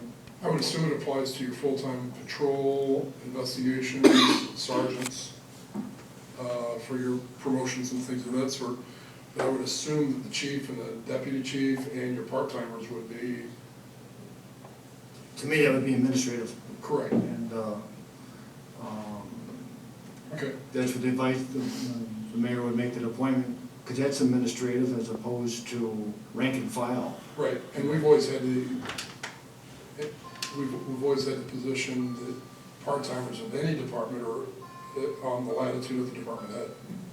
So, just so we clarify that, so we know. The reason why a lot of this is coming up because of a lot of way police departments have been ran. We look at departments like Cicero, we look at departments like Robbins that have come up under a lot of scrutiny, a lot of corruption that may have been involved.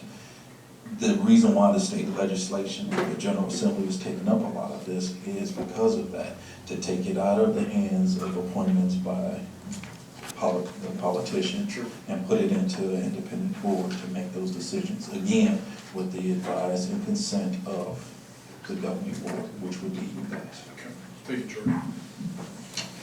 K-9? We're not gonna talk about this one at all, we're done? I don't know that it's gonna go anywhere. I don't have a desire to see it move forward based on listening to the concerns of the public, frankly.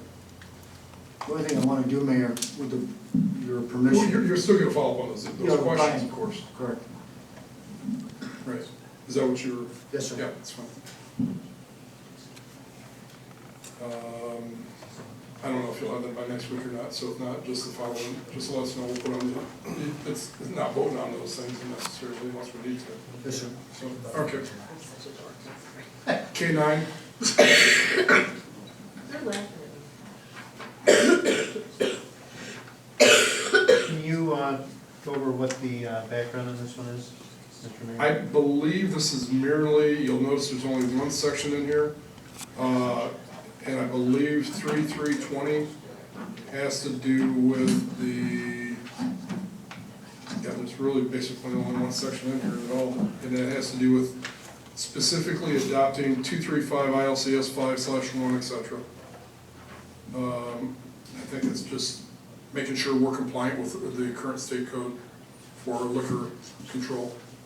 I believe what she did was just refer to the state statute under 3.3.20 presently, which was adopted in 1978. It just indicated state statute, and in this situation, she indicated Liquor Control Act, and then she cited the specific provision. That's all that's changed in there. So it's just making sure we're using the current reference to the state code on it.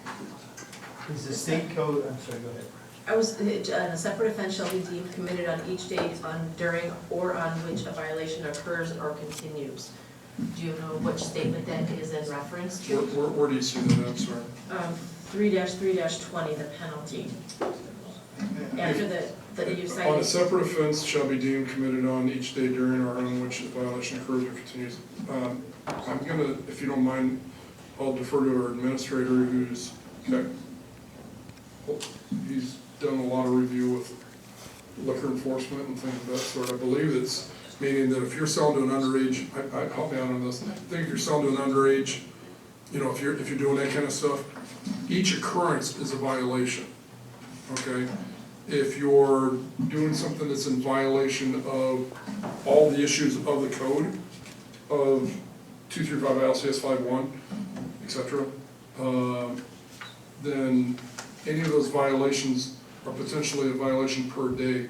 Well, give an example. Let's say, for instance, somebody, and this is unrelated to this, but Chief, you and I were talking the other day, if somebody doesn't have a no handicap, or I mean handicap only parking sign or something like that, technically that's a violation per day. And totally understood, I get that part, but I wonder which Liquor Control Act of 1934 is now being penalized each day on which it could be continued, continuous. If I may, I believe, Heidi, what they're referring to is, I'll give an example. I believe the gentleman we issued a citation to about a year ago who was selling liquor to underage minors, I believe, on Monee Manhattan Road. We revoked his liquor license. He was subject to a fine of $750 per day. Any violation under that section, Title III, they're subject to a violation. So they're selling beyond the liquor hours, if they're selling to underage minors, if they don't have their license properly posted, technically it's a violation of $750 per day. And it pertains to any type of liquor violation. If you're selling beyond the liquor license hours, or you don't, last call, you're beyond that. Selling to a minor, not carding, that's a fine. So they have the right to any violation under that act, they're entitled, the police officer can cite them for $750 per day. And it's per violation, so they could be liable to 1, 2, 3. Well, if they're, let's say for instance, if they're shut down for some reason, like we've had hopefully it doesn't happen again. But if you have somebody where they're shut down, then every time they violate that, that would be a separate infraction, and/or every day they perpetually do something wrong. You're not gonna cite them per day versus per, yeah, so like, if we got 3 shifts in the police department, every shift goes in and writes them, they're only gonna get hit once for that day, if that were the case, unless it's a transactional type thing, Chief, would that be correct? Okay, Ruben, you had So somebody. we could send a 19-year-old in someplace 5 times. 5 times. And they get hit for each time. Ruben, you had something or no? Well, just along the same lines, the state is also monitoring what the village does. They're gonna work in unison, but also separately. So is the liquor commission here, the mayor's liquor commissioner imposes a fine. That information is supposed to be also given to the liquor commission for the state. And they as well impose a fine and ultimately revoke that license.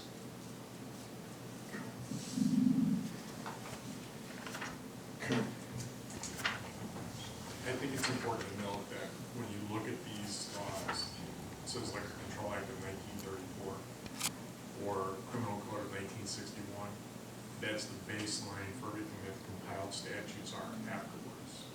So anything in the compiled statutes is simply an amendment of the original act, and that original act may not have encompassed anything close to what we're doing now. And so the day-by-day violations, failing to post the 21 over sign, failing to post your liquor license, those are the kind of things that are addressed in the Illinois compiled statutes rather than if you went to the original act of 1934. So I don't think you want to confuse those two in particular. It's easy to do when you don't, when nobody's ever said that.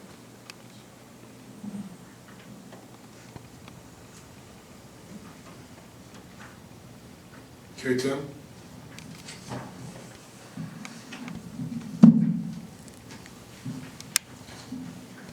Recently, I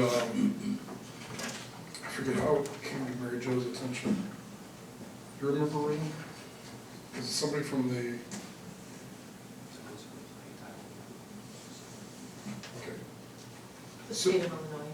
State of Illinois okay, I know you've talked to Mary Jo a little bit about this. Mary Jo, our Parks and Rec director, was processing this because it mostly had to do with public properties and the Smoke-Free Illinois Act, and it references that on line 15 of this page 2, I should say. She subsequently did a online survey for anybody who wanted to take the time to fill it out. Based on the response, it seemed relevant to go ahead and have this compiled and presented consistent with the Illinois codes.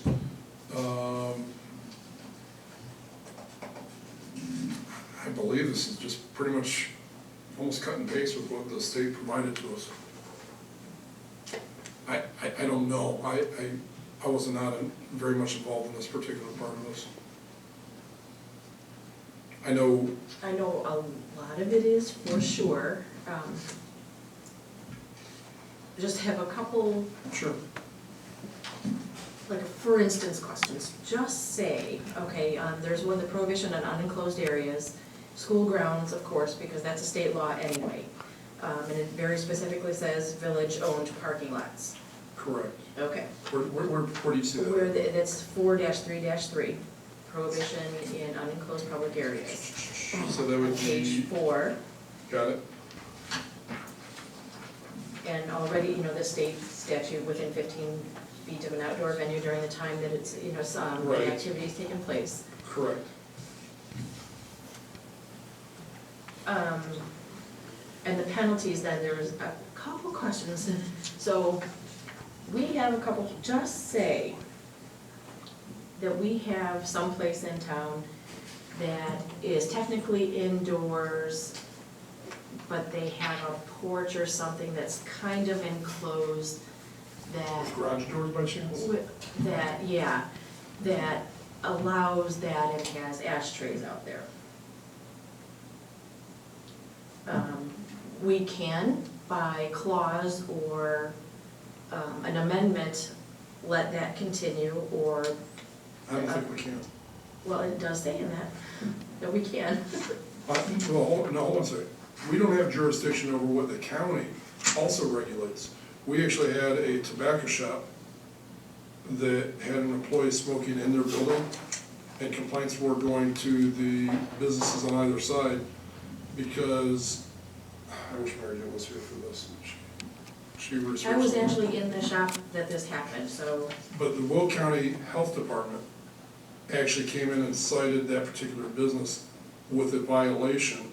It wasn't us, it wasn't our police, and it's one of those awkward things, because nobody wants to be the enforcer on stuff like this, but the reality is it's state law and it's enforced. If we don't enforce it, the county's gonna enforce it. I think it was since 2008. The tobacco shop had to be in a standalone building if it was gonna allow any smoking in its environment, but it could not sell any food products whatsoever. Do you recall the details of what's written? If they sold any food products, gum, chips, soda, candy, anything else of that sort, they were no longer qualified to be considered able to smoke in their facility, humidors or whatever else kind of things that they might have on premise. If they were in a strip of buildings, if they weren't isolated from other buildings a certain distance away, 100 feet or whatever the case may be, they're restricted completely as well. The exception were there were some that were grandfathered, but in the case of the one shop that we're referring to for that, it changed hands 2 years ago. Maybe the same people working there, but the ownership technically changed 2 years ago, so any grandfathered rights were removed at that point, because it only applies to the business entity itself. So the county actually was called in and they cited the business, and they were told employees, customers, anything else are not allowed to smoke there for a number of reasons. Number one, because they sell food products. Number two, because they're not in their own standalone building and they didn't exist prior to a certain time as a business at that location. So it was basically threefold. County could come in and insert themselves in the business that I believe you're referring to. I don't know if they have ever been alerted to it. I don't know. So I'm just saying, because we have, you know, and I love, don't get me wrong, and I'm I know. wholehearted. So I'm just saying, just for instance, and if we're going to enforce them, they need to be enforced. And then, just as a further for instance, let's just say we have a village employee that smokes. Needs to go outside at least 15 feet away from every door. Now, this person can't smoke in a village parking lot, nor can a person smoke in an open park, and can't smoke on school grounds, which is now pretty much makes it impossible for. DJ, were you involved in any discussion pertaining to this? I believe there was I believe there's a provision, Larry, help me out on this, where designation can occur. So whether we're holding the Fall Fest and you want to have a designated smoking area, or if you want to have, even in a public-owned property like this, where you can say, okay, at the employee entrance, 15 feet away from the door, or whatever the case may be. I believe we still have the same latitude that another business would have and be able to create a designated area. I'm just saying, bring it up for discussion, because if we need to, that's something we should, just because we know, even if we have a designated smoking area during Fall Fest or football games or during the workday. So I'm just saying. Yeah, but item 434, I mean, as an example, page 5, that specifically acknowledges state code that we can't minimize, you know, was it the 15-foot rule, Chief? It is. We can't reduce that, nor can any business reduce that to something short of that. So the business that you're referring to, if that's taking place, I haven't been there often enough to see it happen routinely, but there's been times I've gone to the bathroom at that place and you can't help but acquire the flavor. But Chief, how? Well, what do we do about this building here? Well, we have a ashtray 15 feet outside the employee entrance that's used.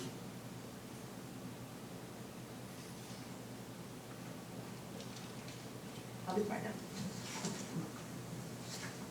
It says village-owned parking lot, so.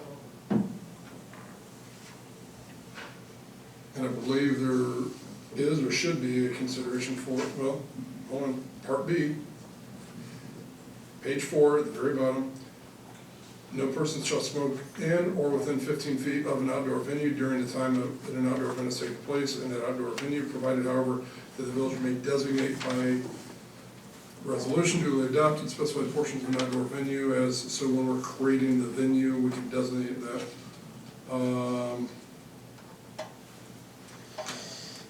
Larry, do you want to review this and see if there's a need to stipulate a designated area at each of the municipal-owned buildings? I would assume would probably be the correct way to deal with that. Yes, sir. Because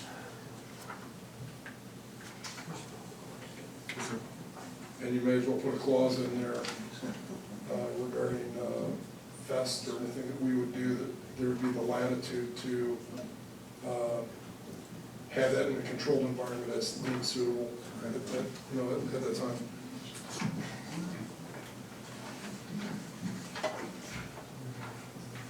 Larry, we'll give you first copies of that, so you don't have to. So that was K11.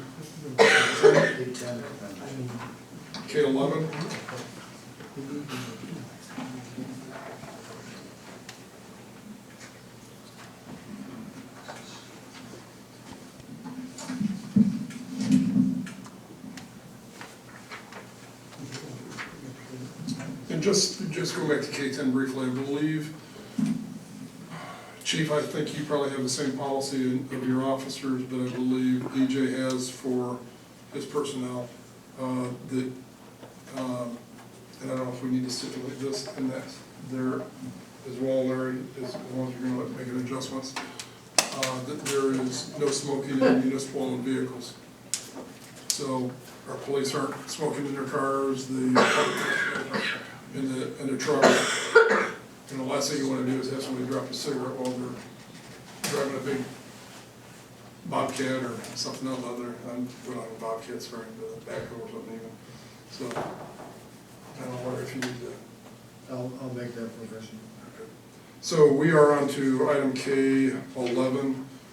This one is pertaining to, I think K11, there's a couple of these that are kind of go hand in hand. I got two 13s. Okay. K11 is the donation boxes, which have a tendency to become clutter boxes. Do we have any in town? Yes. 1, 2, 3. Like four? I know we have the one by the bank, where are the other two at? I know there's one over by Gracie's. Yeah, that one's been there a while. Yeah. The newest one's by the bank. Yeah, I know there's 2. I wasn't sure if there's a third one or I'm not. not sure, I don't picture a third one, but I'm on even Ant Road, there's 2 literally within, it's like a hit corner of each other. And I know when I've gone and talked to Gracie a few times, by the way, Gracie now owns that building. So she's,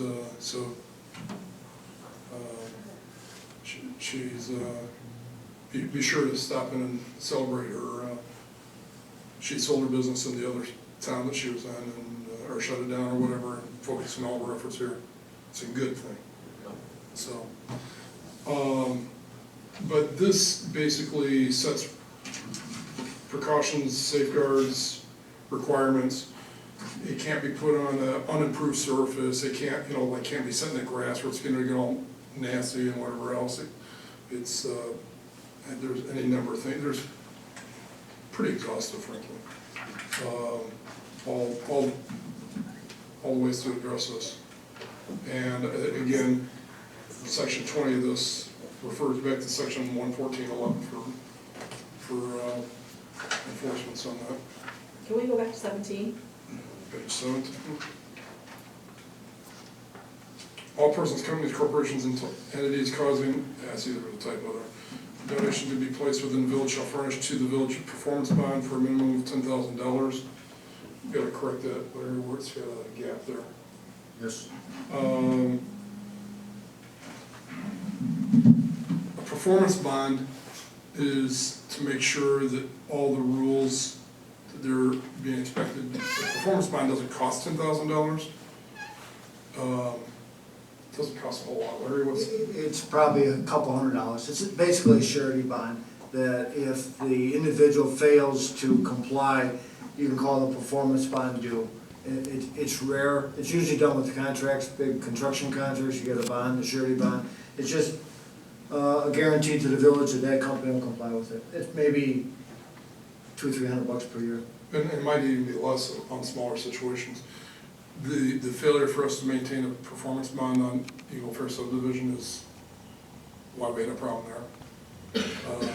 This simply protects the expectations to deliver.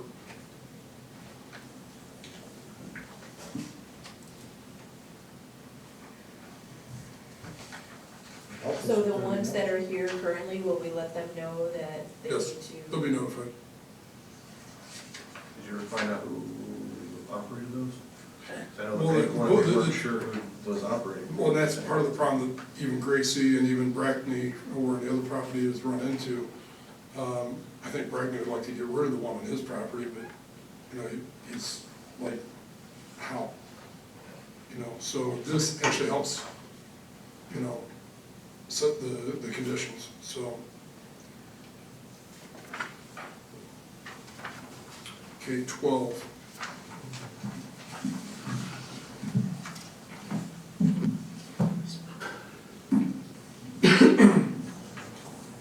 I want to temporarily, if we can, let's go to K-13.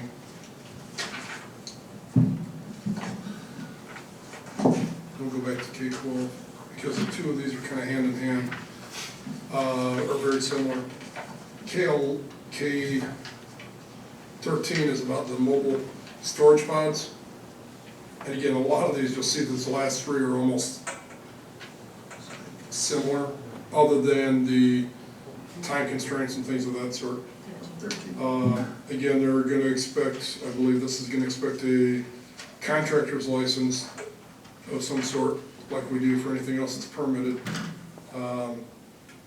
But it's a nominal fee that's involved in this. We just wanna make sure we don't have situations where people are using pods, and we have some in town. Trustee Pop, I know you and I drove by, we saw one today. I witnessed one today driving with you, Mayor. Yeah, and so there are some people that are using these as permanent sheds, and they're putting them in their driveways, they're, whatever the case may be. This is identifying the structures by which they're to be used. And it's a viable means of moving your furnishings. If you're moving from one house to another, that's fine, there's no problem with it. But if you're going to set that up as a permanent fixture, it can be an eyesore. The big signage and everything else that's on a lot of them, and everything else. And I imagine at some point the neighbors aren't happy, but if we don't have an ordinance, dealing with this, we can't address it. Question. Yes, sir. I would, this is line 57 on page 3, for no more than 15 consecutive days. Correct. This is number 13, K-13. Correct. 57, all right, item number 7. Item number 7, an on-site mobile storage container shall not be placed on a property for more than 15 consecutive days. If you are doing a construction project. That's different. How so? What do you, what? That's for the dumpsters, this is for the. No, Well, I see your point. I've seen it in construction sites. I know what you're talking about. Sometimes you use a mobile storage container to store your material. Understood. If you're doing a construction project, 15 days turnaround, you have delays and so forth with subcontractors. You can't do anything in 15 days. I would like to see it be extended 30 days. It's fine. I take no issue with either way. The reality is,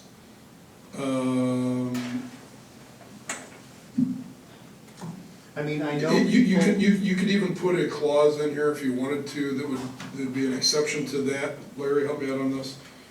You could put in a clause in here that if it's being used for construction, where somebody's got a construction permit and it's related to the project at hand, then you could have it for, Duration. not to exceed the duration of the permit. I would be in favor of that. Is that a reasonable way of handling that? Because if it's, especially if it's new construction. It's gotta be that way. The dumpster and storage leaves last. What was that? So, yeah, when The dumpster and storage leaves last. What he's talking about, we do use storage trailers, lock up all the expensive Right. equipment while it's on the job site. The Yeah, house is still open, the so you're building's talking about a open. job site and construction-related issues there. So Larry, can we add a 7A, 7B, separate those so that, and this is on the K-13. Yes, sir. Should apply to K-12 too. The dumpster. Yeah, we'll get to that. So I wanted to address this one first because it was more obvious.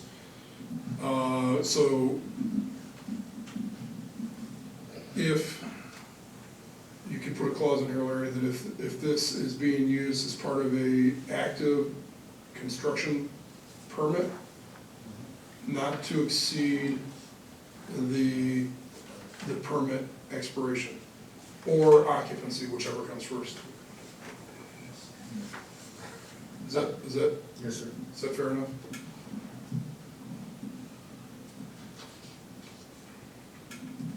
Would you say the same thing with K-12? I would. I think that would make sense, and that's a very good point.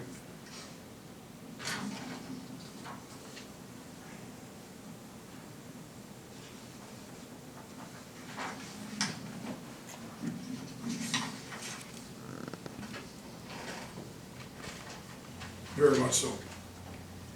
Very much so, the same type of situation there. So Larry, whatever wording you use for adjusting the construction permit allowance, same thing would apply to a roll-off. Would that be under number 4, paragraph 4? Yeah, so you'd have a 4A and a 4B here.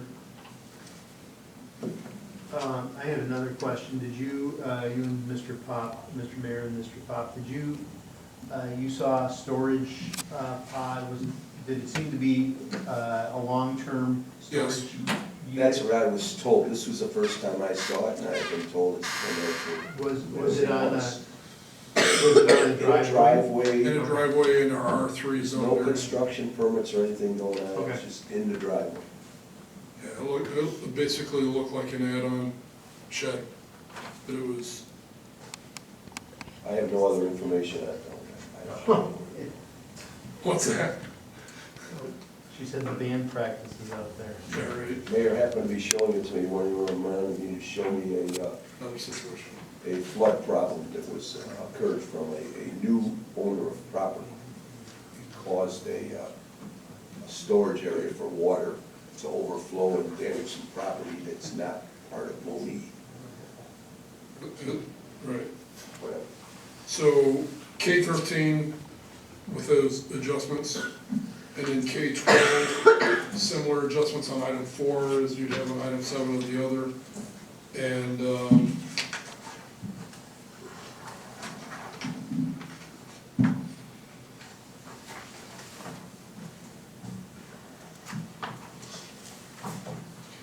Larry, the roll-off, I just wanna make sure here. I know the storage pods have to be placed on an improved surface, that's kind of a normal scenario there, but I'm not sure if that would apply in construction areas. You might need to make that adjustment there for that as well, where it would have to be in a designated area, but not necessarily, like, clearly you won't want to put it on the street or things of that sort, but if it's construction. Well, normally we put them on stone on the property itself, on a stone base, so we can get them out. Okay, so, We're not gonna leave them in the mud. yeah, right, because all it's gonna do is make a problem. Can't come back out. Okay, so that's fine, so the way the pod one, K13 should be fine then. K12, occasionally your roll-off dumpsters, are they going on dirt? They're some of the first things in. They're easier to get out. Help me scan through this here, somebody, and find out where the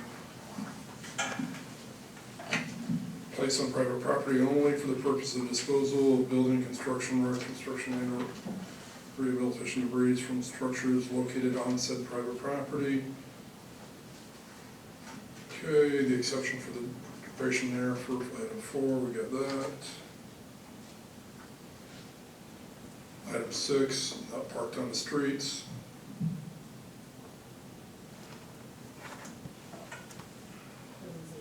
What needs to be parked on? And if that's the case, I think we're okay with that. Seems reasonable.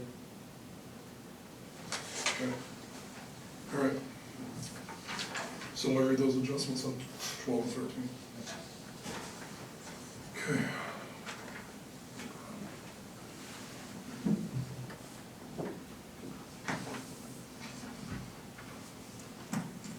In review of those ordinances, I don't intend to put them on the agenda for the next meeting unless we have individuals who want to sign on as being a sponsor of them. Talk to the deputy clerk. I haven't had a chance to talk to the clerk about it, but I think in the future, the way our ordinances are laid out, the format that we have on them, I like this idea of sponsoring the legislation. I think it's a brilliant idea, and it's consistent with what we see at the state and federal level, so it makes total sense. I'm asking that the clerk's office would use the blank space at the bottom of the page on the cover sheet, which is our published form of the ordinance, to simply identify who the sponsor is going forward. It doesn't necessarily have to be done this time, but it's just as an acknowledgement of who put their hand to it and, you know, took the time to review and do the research for everybody else. So, but on these ordinances here, K1 through 13, I would hope the board would see the merit of these and the relevance of them. I would look for the board to contact the clerk's office as soon as possible to identify if you're interested in sponsoring any of these for presentation to the board at the next regular meeting. If not, they will not be on the agenda for the next meeting. So. And if I could just, Yes. it kind of, I don't want to say, just add on to what Mr. Holston said at the last meeting about sponsoring of it, rather than waste the time of an educator and an attorney and village resources and things to have them written up even before we sponsor them. If you have an idea of things that you want to do, why don't you ask us first and say, I have an idea, can we put this on the books or something? I'm working on that, and I do appreciate that suggestion. Trustee Pop today, yeah, I'm trying to, as much as I can, when I recognize something that's being brought to my attention from staff, I'm gonna reach out to the trustees that I believe to be involved in those departments. But that doesn't mean that's the only way it gets brought forward. Is, you know, you might, you know, you're dealing with Parks and Rec, but if you got a passion for trees and whatever else, then by all means, bring something forward. Your responsibility as the chair, liaison, whatever, to a given department doesn't limit your ability to present legislation any more than it does in Springfield. So my goal is to try to do a better job of collaborating with the trustees to share what I know from the staff, our points of frustration on either enforcement or implementation, things of that sort that I'm aware of that's been brought to my attention. I'm going to work with you. I've got background and experience of doing this, working with council and different things like that. I put a lot of time into these things, as I know you guys care as much as I do. So I will be glad to take the time when I can, when you're available as well, and figure out how to draft these things. You know, check other towns and things of that sort. Trustee Pop had the opportunity to go out today, a couple days after the massive downpour of rain that we had, to see firsthand some issues that we had with some code enforcement, building code, things that are specific to his department. But things that we need to consider possible legislation for. How do we address when somebody's in violation of things that are causing a adverse effect on other property owners because they don't clean their drains and the retention pond overflows and washes out somebody else's driveway and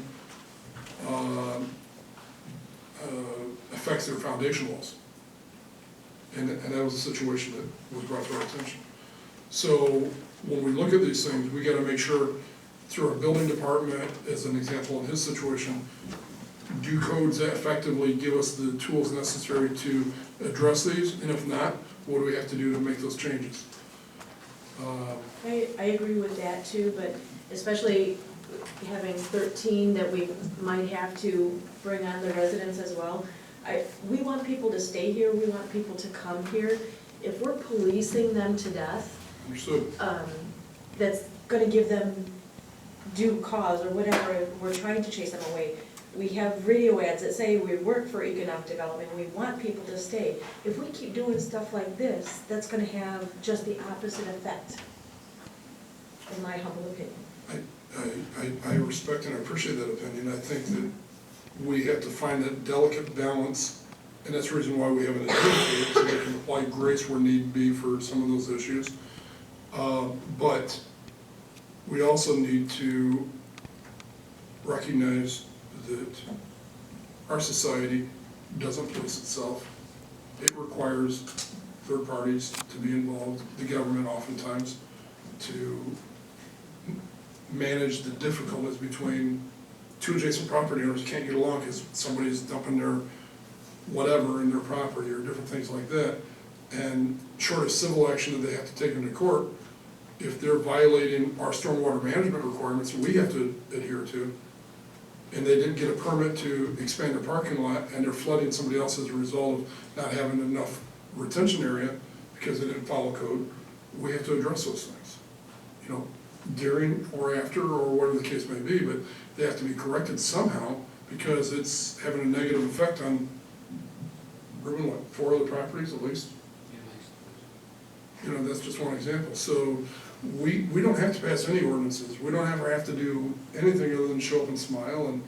And I know that's not what anybody's indicating here, but we do have a responsibility to balance that out and where, you know, we're not trying to be heavy-handed to the truck drivers as an example, but we are trying to make sure that they recognize we'd rather have them comply and just follow the truck route than, you know, endanger the bridges, the roads, or the children and such that are in our residential areas. So there's reasons why we have the responsibility to take some of these actions.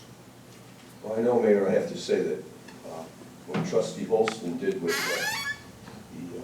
the renters, very good. He got input from what that would cause problems for them that maybe we didn't look at.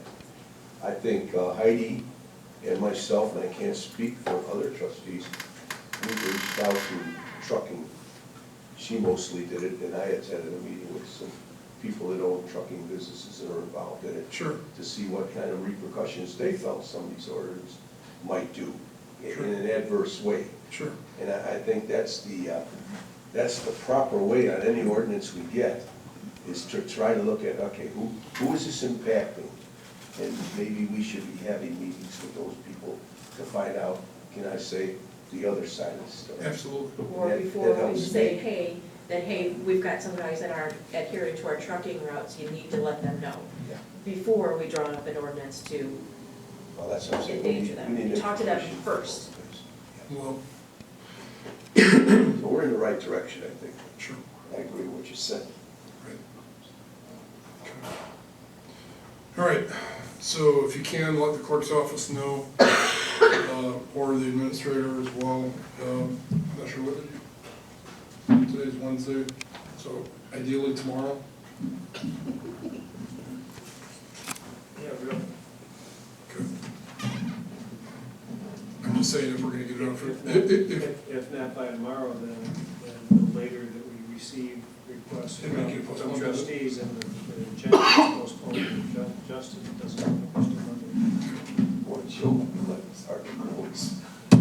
otherwise we'll end up waiting until another meeting. Either way, and it's fine, either way. We're doing the agenda on Monday, but it just doesn't give them the weekend to read the Understood. ancillary documents attached. Okay. Additional considerations for legislation. Just to go back to what I said, if any of you have a topic of concern that you need assistance figuring out how to put that together, let me know. I'll be, myself, Ruben, your department head, we'll all be glad to work together and try to facilitate and think through the whole process to figure out the best way to remediate those situations. We don't do ordinances a lot.